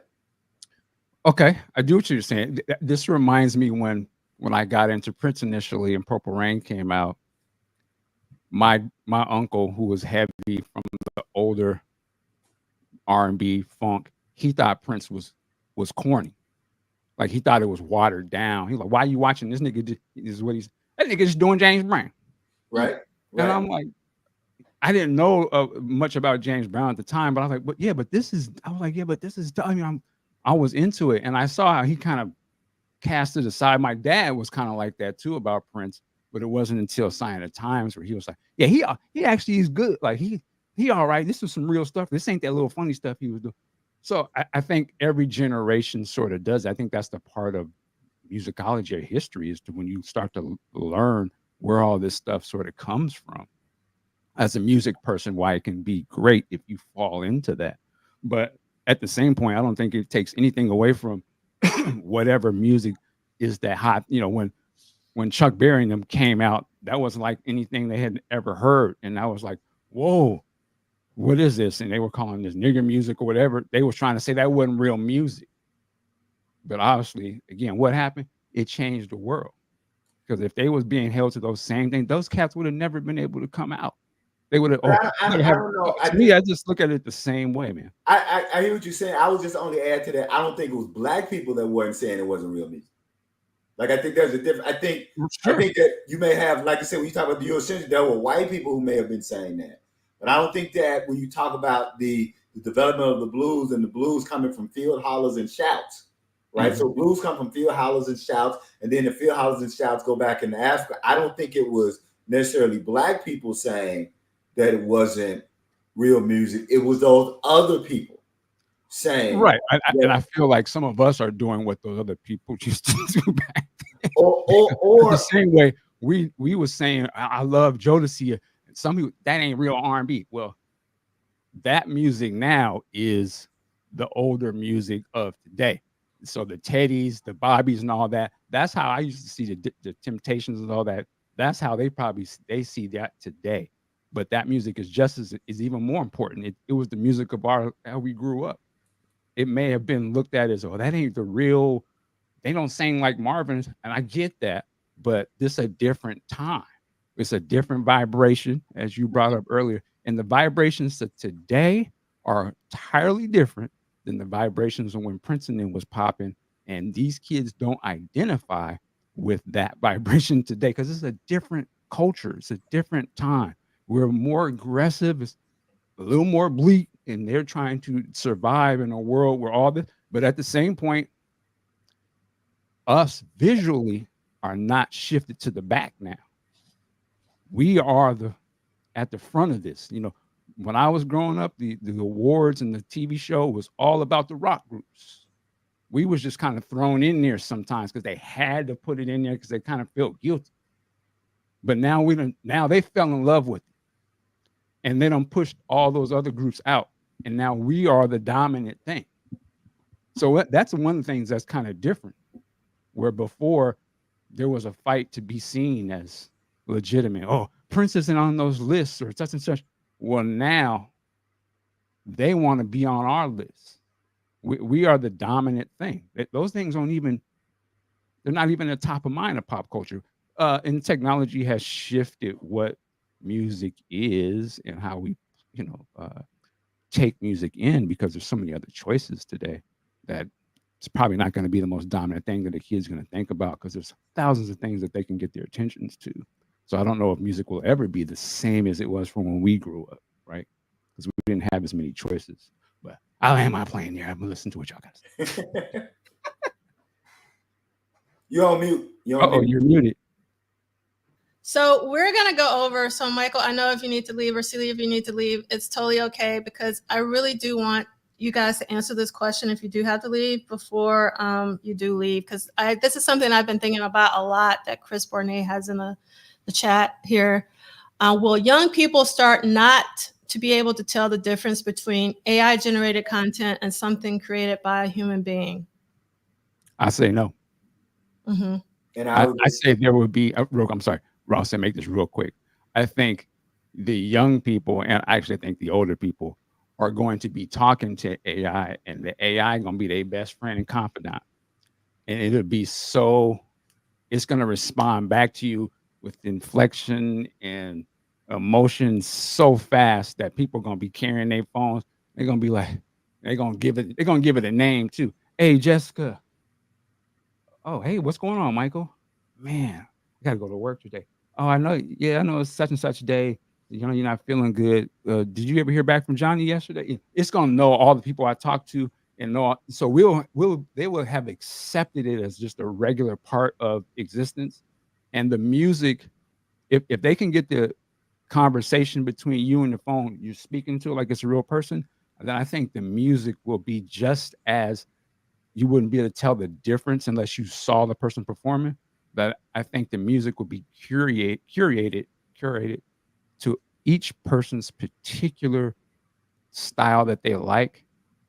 And it's almost going to be made for you. Like they're going to know that I like D'Angelo or Prince or something. And it's going to come up with some shit that sounds like the perfect blend of all of that stuff. And I won't be able to tell the difference that it wasn't made by a real person. Now, is a good thing or not, but that's where I think it's going. That's my answer to the question. I will answer the question this way. The Atlantic just published an article that said that 80% of current college students are unable to read more than 10 pages at a time. That's actually probably too many. Right. And that, of course, we know the reason why 80% of college students are not able to read more than 10 pages at a time. So my response to that is, I don't know if they'll be able to tell the difference. I do think, though, that the use of AI and again, this is just me, the use of AI and sampling and looping, I think has lessened critical and creative impulses in a way that I think that there will be some kind of critical or creative impact. I don't know what it will be, but I just think that we live in in 2024 in a culture where people are less critical, and I mean critical, I mean analytical, are less analytical than they were 25 years ago. And I wonder how much of that has to do with technology making everything easier, including producing music. Mm-hmm. So that's why I'll land the plane, to use Brother D. That's why I'll land the plane and be open to the fact. I do want to be clear that I do want to say, just because I don't dig it, don't mean I'm saying it's not diggable. Does that make sense?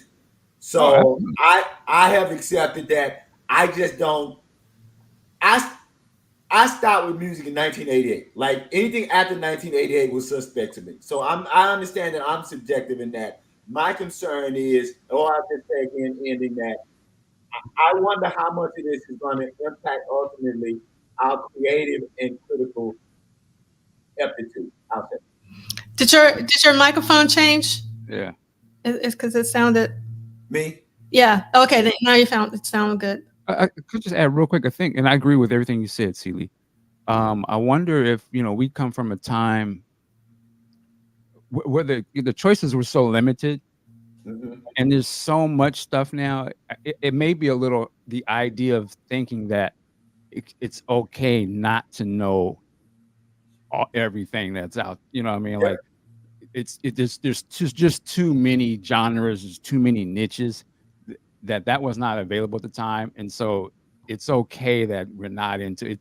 You never thought that you would just kind of, I don't know everything in music that's popping right now, but it'd be impossible to, because there is so much. And I think we come from a time when the industry so targeted these particular groups they could push on us, but now it's blown open, and there really isn't that corporate machine industry that's saying, no, this is the artist you need to pay attention to, focus on. Now it's just like, oh, there's an artist that's hitting, he's from France and he's popular over in New York, or there's just so much. And I think for some of us older, we haven't been in a world that had that, everything was neatly sort of, and now it's just blown out of the water. So it's sort of, how do you reconcile that it's too much?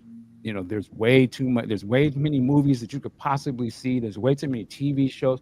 And this is a culture where people can binge stuff, where you just get a whole catalog up front and just run through it. That we didn't have that.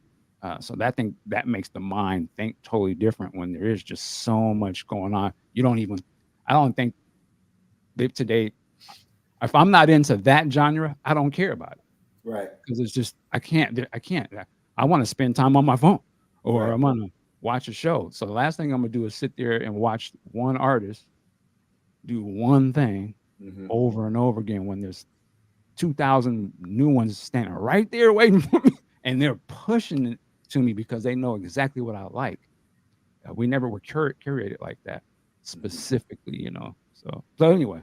No, I think, and I'll make this my last point. I think what you say is perfect. And I think it goes back to, so I'm 50, actually I got to remember I'm 55, so it's been 25 years ago. So when I was 30, there was a big academic debate, and Prof. Duff, you may remember this debate. The debate was, Brother Dean, should we stop using the term general or common knowledge because people can Google and look up things on the internet? So there was this big debate 25 years ago that kind of what you were saying, that do we need to even test for general knowledge if you can just Google it, right? If you can, but coming to 80% of college students can't read over 10 pages.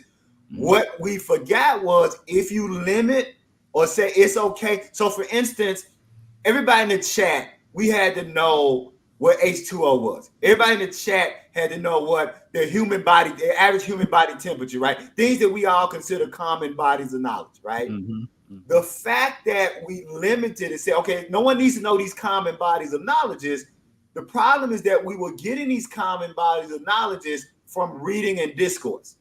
And so when we said no one needs common body of knowledge because we can look it up, what we did not realize is that we were going to have an inverse effect on critical thinking, because the way you got common bodies of knowledge was through reading and discourse. So since you're not obtaining common bodies of knowledge through reading and discourse, like the discussion we're having, because the discussion we're having here, regardless on what side of the discussion you're on, we're being intellectually stimulated.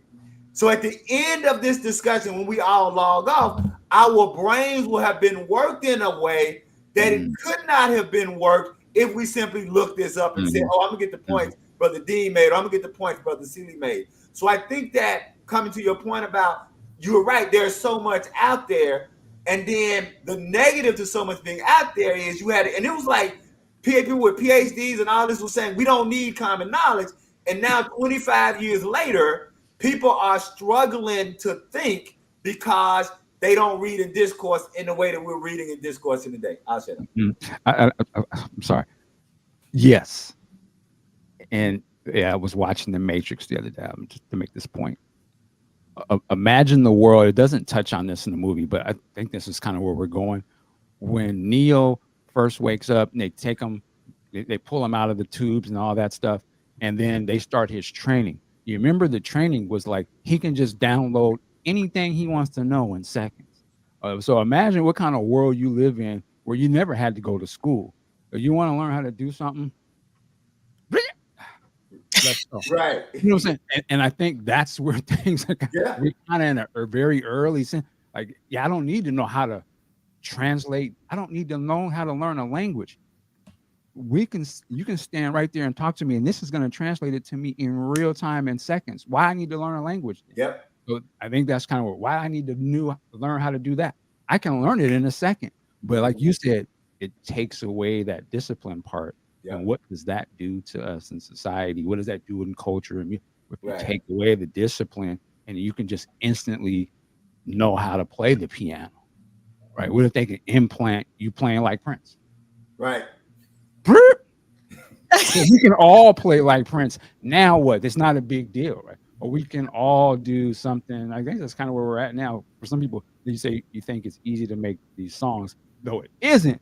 But the tools are readily available now than they were before. You still need to know how to do it. You still got to know some song theory. But it's certainly a lot easier to turn on the machine and play, hit something. You're gonna sound like some bullshit, but it's certainly easy to do.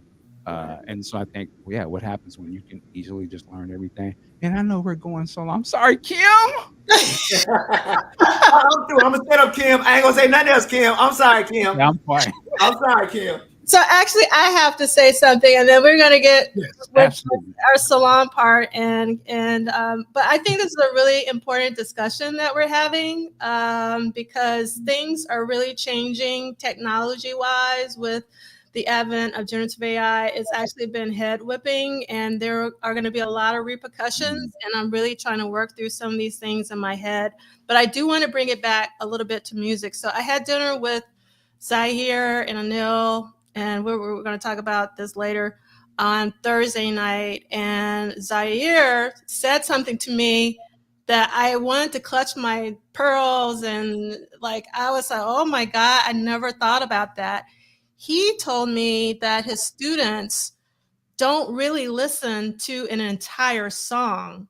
They only listen to like maybe a minute or two. Yep. I was like, what? Yep. Before you go on with your point, let me just interject. You know, when I do the thing where students I have this list of Prince songs, and the students have to choose and then write about them.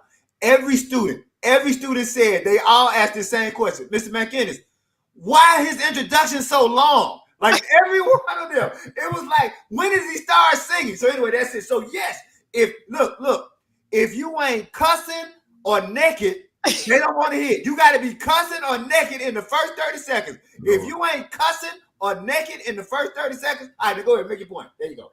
Okay, so I think you both know I'm going to be teaching a Prince course at NYU in the spring. And when I heard Zaire say this, I was like, oh my God, because I was going to assign them songs to listen to outside of class. But now I was like, oh, I actually need to play some of these songs in class because they're not going to listen to the whole thing outside of class. Wow. Like I hadn't counted on that. So like that was like new information. I was like, oh my God, like this is insane. Like what are we going to do? Like, because like, especially with, I've been listening to a lot of Ohio players lately and also P-Funk. Okay. And Slave, Lakeside. I've been just going like funk. We've been blackity, black. Yes. Because I'm going to be honest, because of Nelson George has been putting up all of those videos from the funk documentary. And I just listened to like the Burning Royale one. And Now Rogers. I watched the Nile Rodgers one. I watched the Steve Arrington one from, Slave, which, I'm a huge Slave fan because my uncle and my uncles made me listen to a lot of funk. So I've been listening to a lot of funk this past week, like nonstop. And I was just like, oh my God, this music is so good. It's so good. And like, I feel like, I don't know if I think of I have these two cousins, they're teenagers. One is about to go into like their 20s.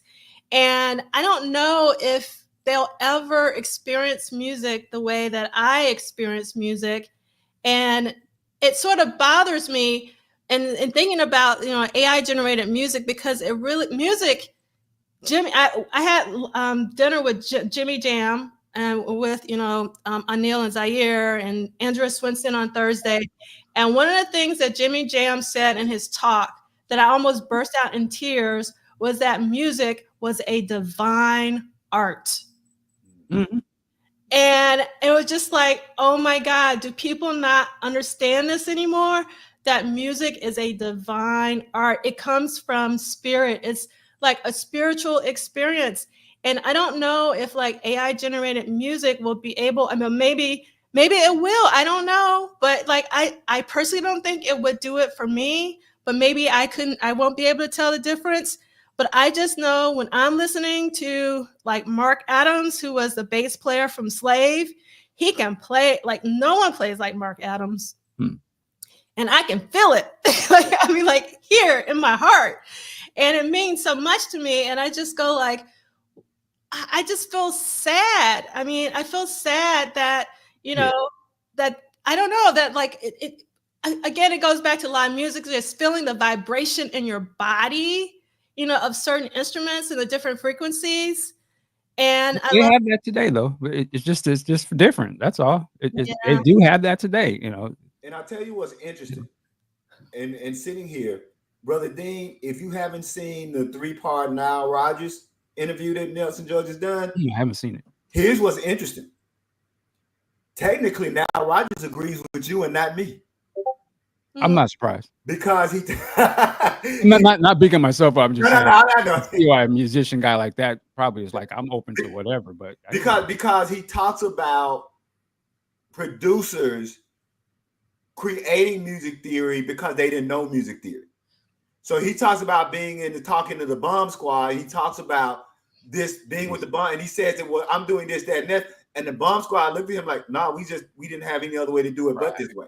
Right. So while I still hold my position, what's interesting is that a great musical genius like Nile Rodgers agrees more with you, Brother Dean, than he does. So if you get a chance to watch those 3 parts, particularly part when he talks about the Bomb Squad and he talks about how hip hop producers had to kind of make up their music theory and making the fact that yes, they do have a music theory. It's just a music theory that's different from his music theory, but it's still a music theory. So, I did want to be transparent about that, because when he said that, I kind of like, damn, I wanted him to agree with me. But that's why I think these interviews are so great, because it ain't about people agreeing with you. It's about you learning and knowing more after the discussion than you did before. I'll shut up. I promise, Cam, I shut up. I'm good. I'm done. Okay, and we'll end on this. Oh, no, we got to end on this Slide. If you haven't, I'm going to put this in the company playlist. If you've never heard Slide in your lifetime by Slave, You have not lived. That's all I'm going to say. All Why right. Wasn't that sampled by something? Say it again, Michael. Was that sampled by? Was that the Coolio or somebody did that over or something? I don't know. Can somebody in the chat? But you know who covered Slide, right? No. Who? Cameo. Ah. Yeah, so Cameo's covered Slide after them. So yeah. So that's we keep saying we all got points. I think the last thing for me is that the kids of today are growing up in an entirely different world in terms of the way their brain works and how they receive things. And I think the way that we grew up, we didn't have the computer, we didn't have the internet. We had to get the encyclopedia, you had to learn things that way. And I think in today's world, they live in a world where this is an afterthought.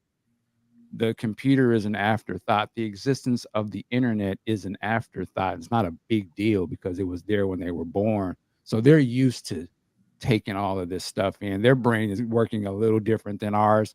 And that on itself is going to spawn different types of stuff that our brains just not used to seeing things in that matter, whether it's good or bad. I'm just saying the same way our brains were different than our forefathers, our parents and stuff. And so it's just the way it is, everything that, at the end of the day, I guess, look at yourself in the mirror, older people, and say, all of this is happening because of us.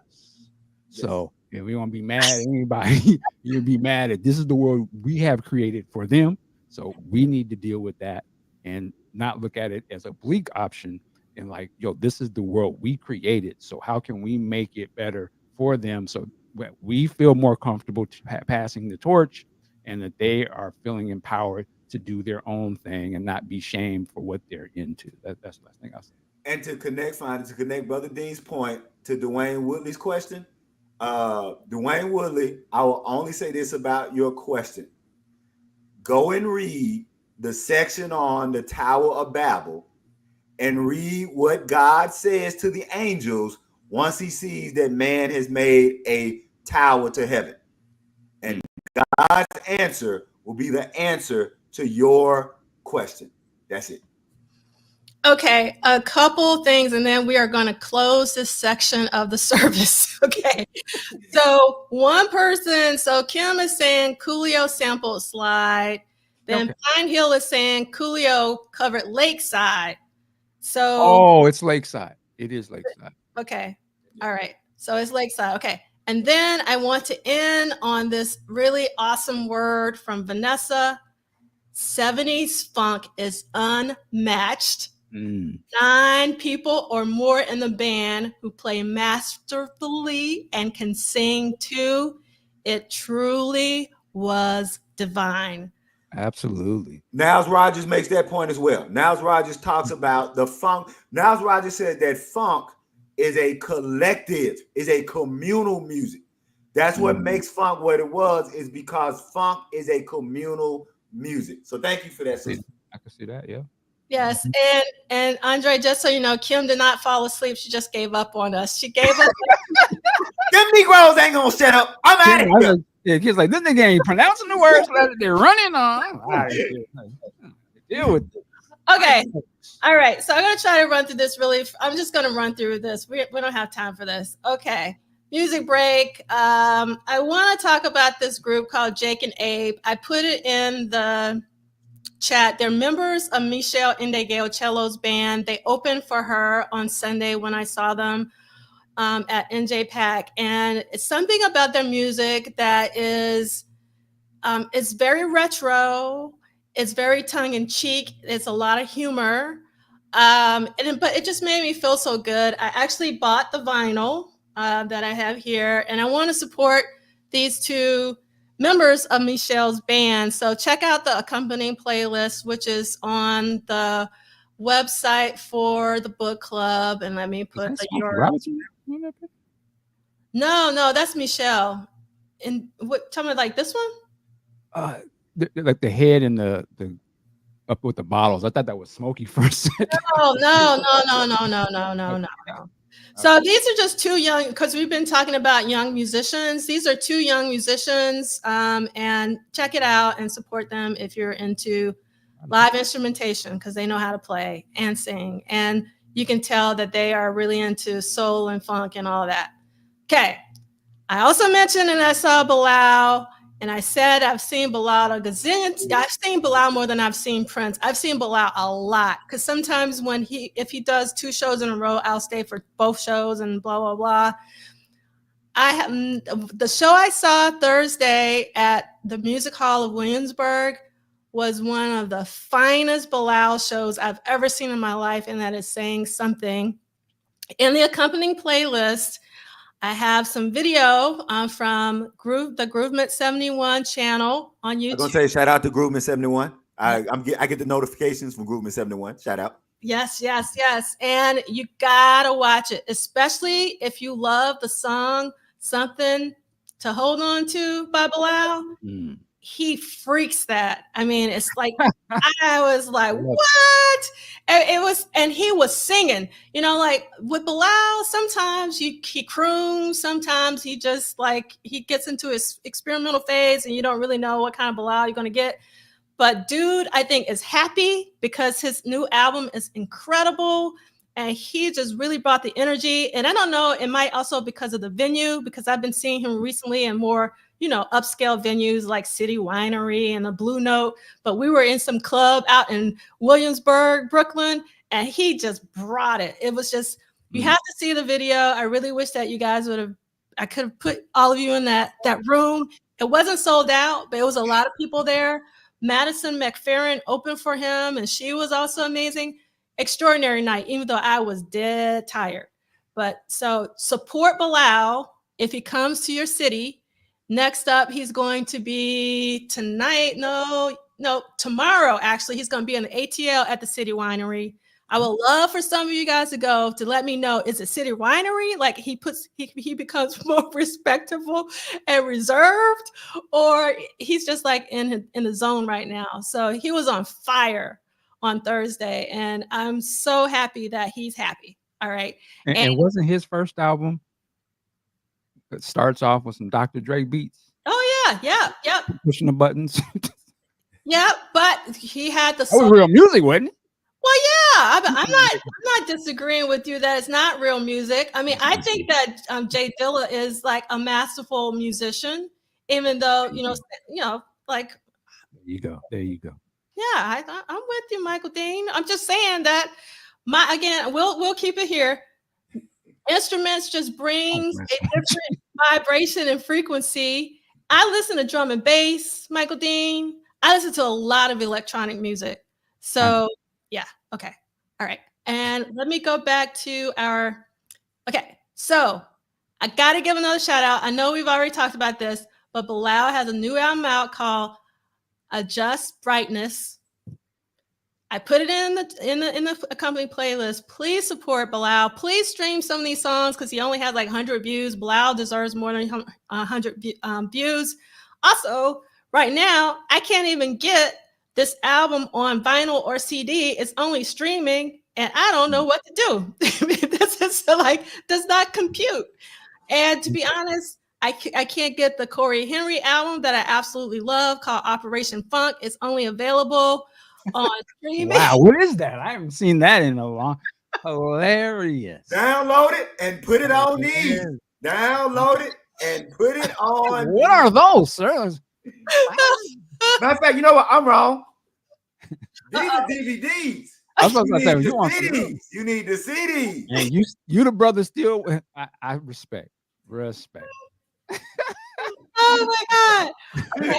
I'm going to try to keep this quick, but Bilal, just like Andrew Swenson this year has released 2 books, Bilal released 2 albums this year, and this is on vinyl called Live at the Glass House, where he performs a lot of his amazing music. Questlove is on the drums. You have Robert Glasper on keys, and you have Common also guesting. And this is actually, it opens up. So I appreciate the craft that went into this vinyl for an old head like me and a music head like me. So I'm hoping that we'll get this new album in some form. Otherwise, I'm going to have to do what C. Liegh has just instructed me to do, is get the download happening. Also, we've been talking about Robtober, but I almost broke out in tears because I found out the night before last, Corey Henry and Layla Hathaway joined Robert Glasper on stage. And you guys know I have been talking about Layla and Corey Henry for months now. So I was like, darn it, I never picked the right shows. So if you saw that, you are super, super lucky. And Andre is coming to BAM. Michael said he just performed in Seattle, and he'll be coming to BAM, and we'll have support from Michelle Indigocello. And then he's also going to be at the Fox Theater on November 14th in Atlanta. And for those of you like, what's the Prince connection? Prince's last performance was at the Fox Theater. Then there's going to be a tribute to funk. I'm getting ready for November 14th with Bilal, Nona Hendrix, Christian McBride, Savion Glover, Vernon Reid, and the one and only, there will never, ever be another, George Clinton. And then Corey Henry is also doing his residency, not as long as Robtoberfest, but pretty long from the 3rd to 8th. Okay, this is where we really want to get into really quickly. And I just want to show that I finally Pull it out. It arrived. Look how big this thing is compared to my head. It's massive. And I love this photo by Steve Park. And it has almost all of the major photographers, but it's missing 2 very major ones. One being Jeff Katz, who's my favorite Prince photographer. And also Randy St. Nicholas isn't in this book. And then there's another photographer that I'm escaping on his name right now that did a lot of the Love Sexy, like the polka dots and stuff isn't in there. But what I love about this book is that the paperweight is very thick. It's not thin. And so it has some of the shots that are in like Afshin's book, but in a very large format because, you know, Afshin's book is smaller and also the paper quality is thin. So if you want like a better quality paper and images. So what I love about this book is that there are some new images in here, but the majority of the images are images that you've seen, but it's nice to have them all in one place and at such a high quality. And again, the size of this book is amazing. Like this is a real photo book. Which, after you've seen that, what years does it span? You know? Oh, it starts off with like the Robert Whitman, which is, he's a local, you've seen the Robert Whitman. Oh, okay. Like, so they start off with the 78, and then there are also some all the way up until I think 2014. Like it really goes to spectrum. There are some images, I mean, not images. It starts off with Stacia Lang, which I don't understand because it's supposed to be like a photo book, but it's nice to have it in here. Yeah. But then also at the end, they also have these illustrations. I love this photo here of him like running. Wow, what was the old girl's name again? Right there. I know y'all in the chat. I asked my husband that, and I totally forgot because she was an artiste. yeah, she's married to Lorenz Tate. That's his wife. Really? Yeah. And I love this photo. Rodney know who she is. She was at the pancake thing one year. That's how I met her. Rodney, are you still there? So they have these illustrations in the back, but again, I just thought this was like a photo book. So I appreciate the Stacia images, but definitely something you should look at. And it's very heavy. What's that going for? It was like 50 something. I can't remember the exact. It's not bad actually for the size and the quality. And it's a lot of photos. So highly recommend that you guys check that out. And there's another book. Remember we talked about this photographer last week a lot. I didn't even know this. They're also releasing a book. So all those photos we looked at last week, you can actually get them in a book. So if you're interested in this book, they're all from that particular show. What is this? Interesting. No, not all of them. There are also some from there's photos I know of Vanity 6 and Apollonia 6. So all those photos that we looked at, not all of them, but some of them are in this as well. But there's a lot of Purple Rain live performance photos in this if you want to get it. So wow, fascinating. Just the Prince picture, but like that's the thing. There's been many of Prince, and they're great. Like that's dope to me. Yeah. I particularly love this. And this photographer actually also has pictures in that Prince icon book that I just showed you. They're just the Purple Rain tour photos. But actually, one of the criticisms of the book that I have, because I do critique things, is that there are a lot of Purple Rain photos in the book. Like I feel like too many, even though there's a spectrum, which I appreciate, of Prince throughout his entire career. I just think that there could have been a little bit more editing, because we talked about editing at the beginning of this episode and how editing is actually important. Celie understands. Okay. So you can see the dinner that I had in the bottom right with Neil, Zaire, and Andrea Swinson, and Jimmy Jam, and Joe Holt, who is sitting next to me. He's the founder of Bandcamp. Joe, that's my man. Yeah, Joe. Yep. And so Joe was here, and Andrea and Jimmy Jam, to talk about Andrea's new book. And again, just like Bilal put out 2 albums this year, Andrea has put out 2 books. This is the second book that she's put out this year, which is Deeper Blues, The Life Songs and Salvation of Cornbread Harris, which is Jimmy Jam's father, for those of you who may not know. So that's the reason why they were here. They did Tamron Hall the following day, but they did a really nice discussion at this venue in New York called Caveat.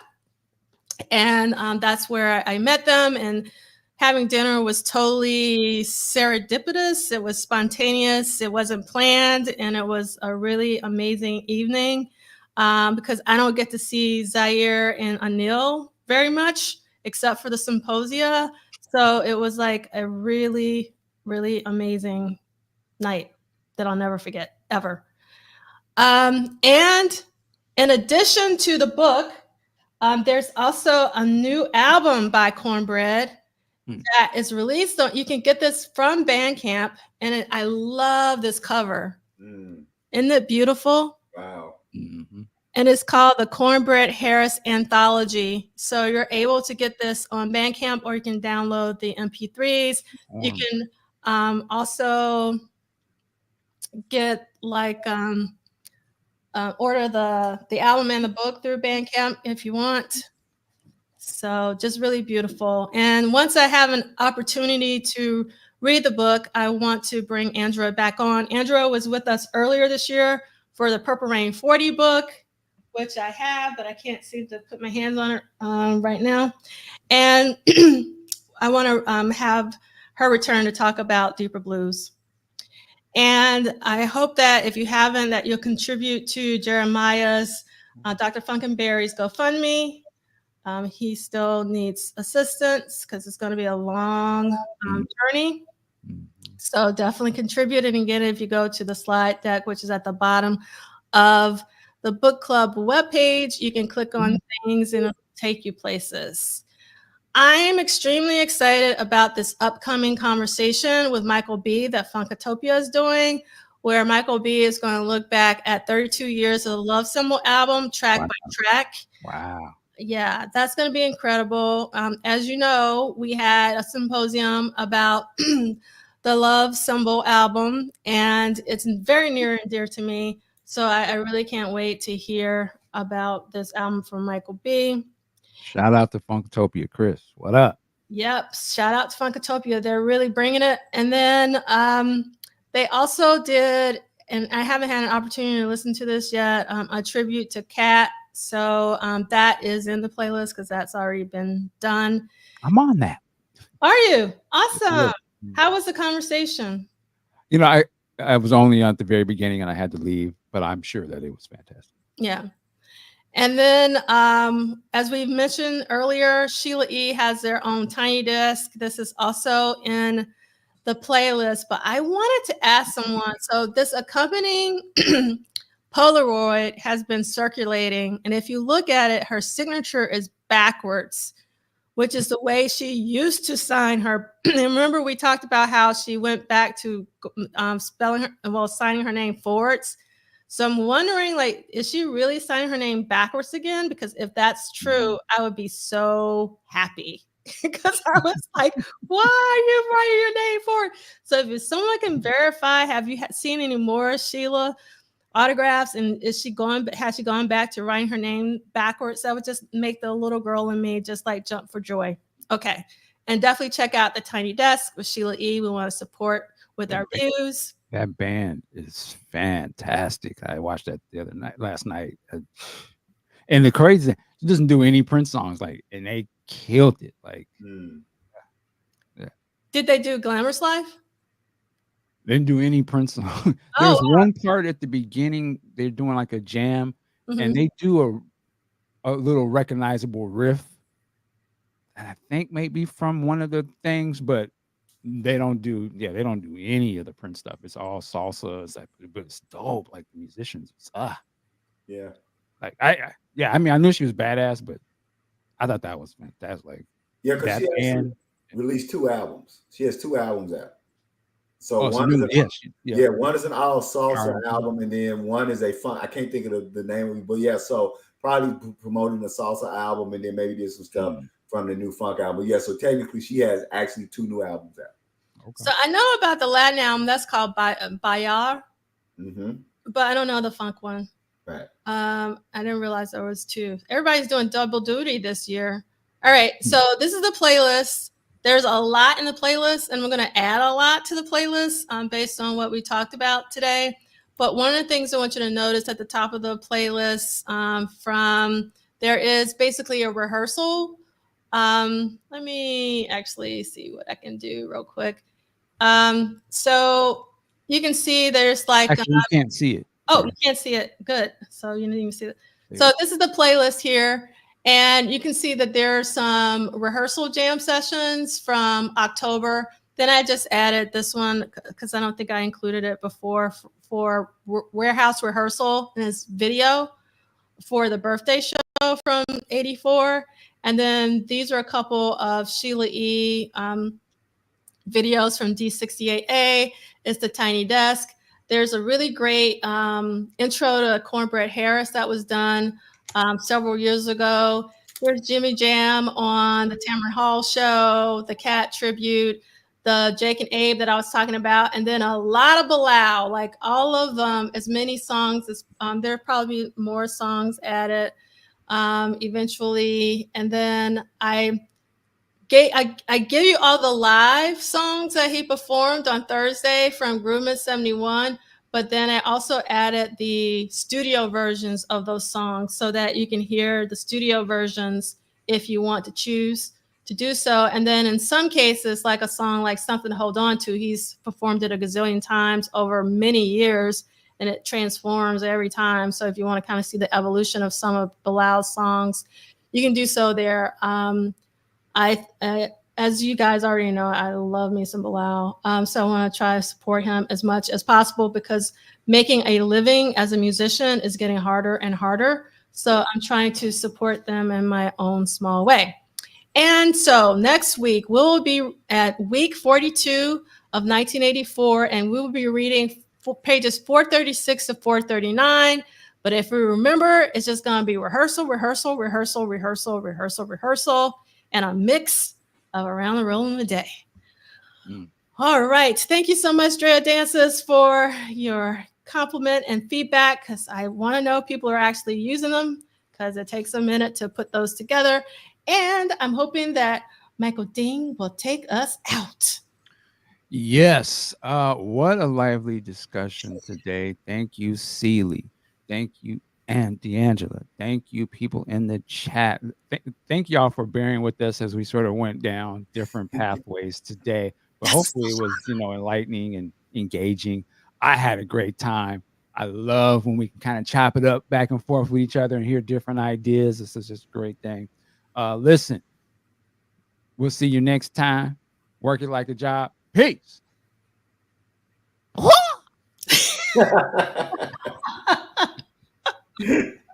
We out.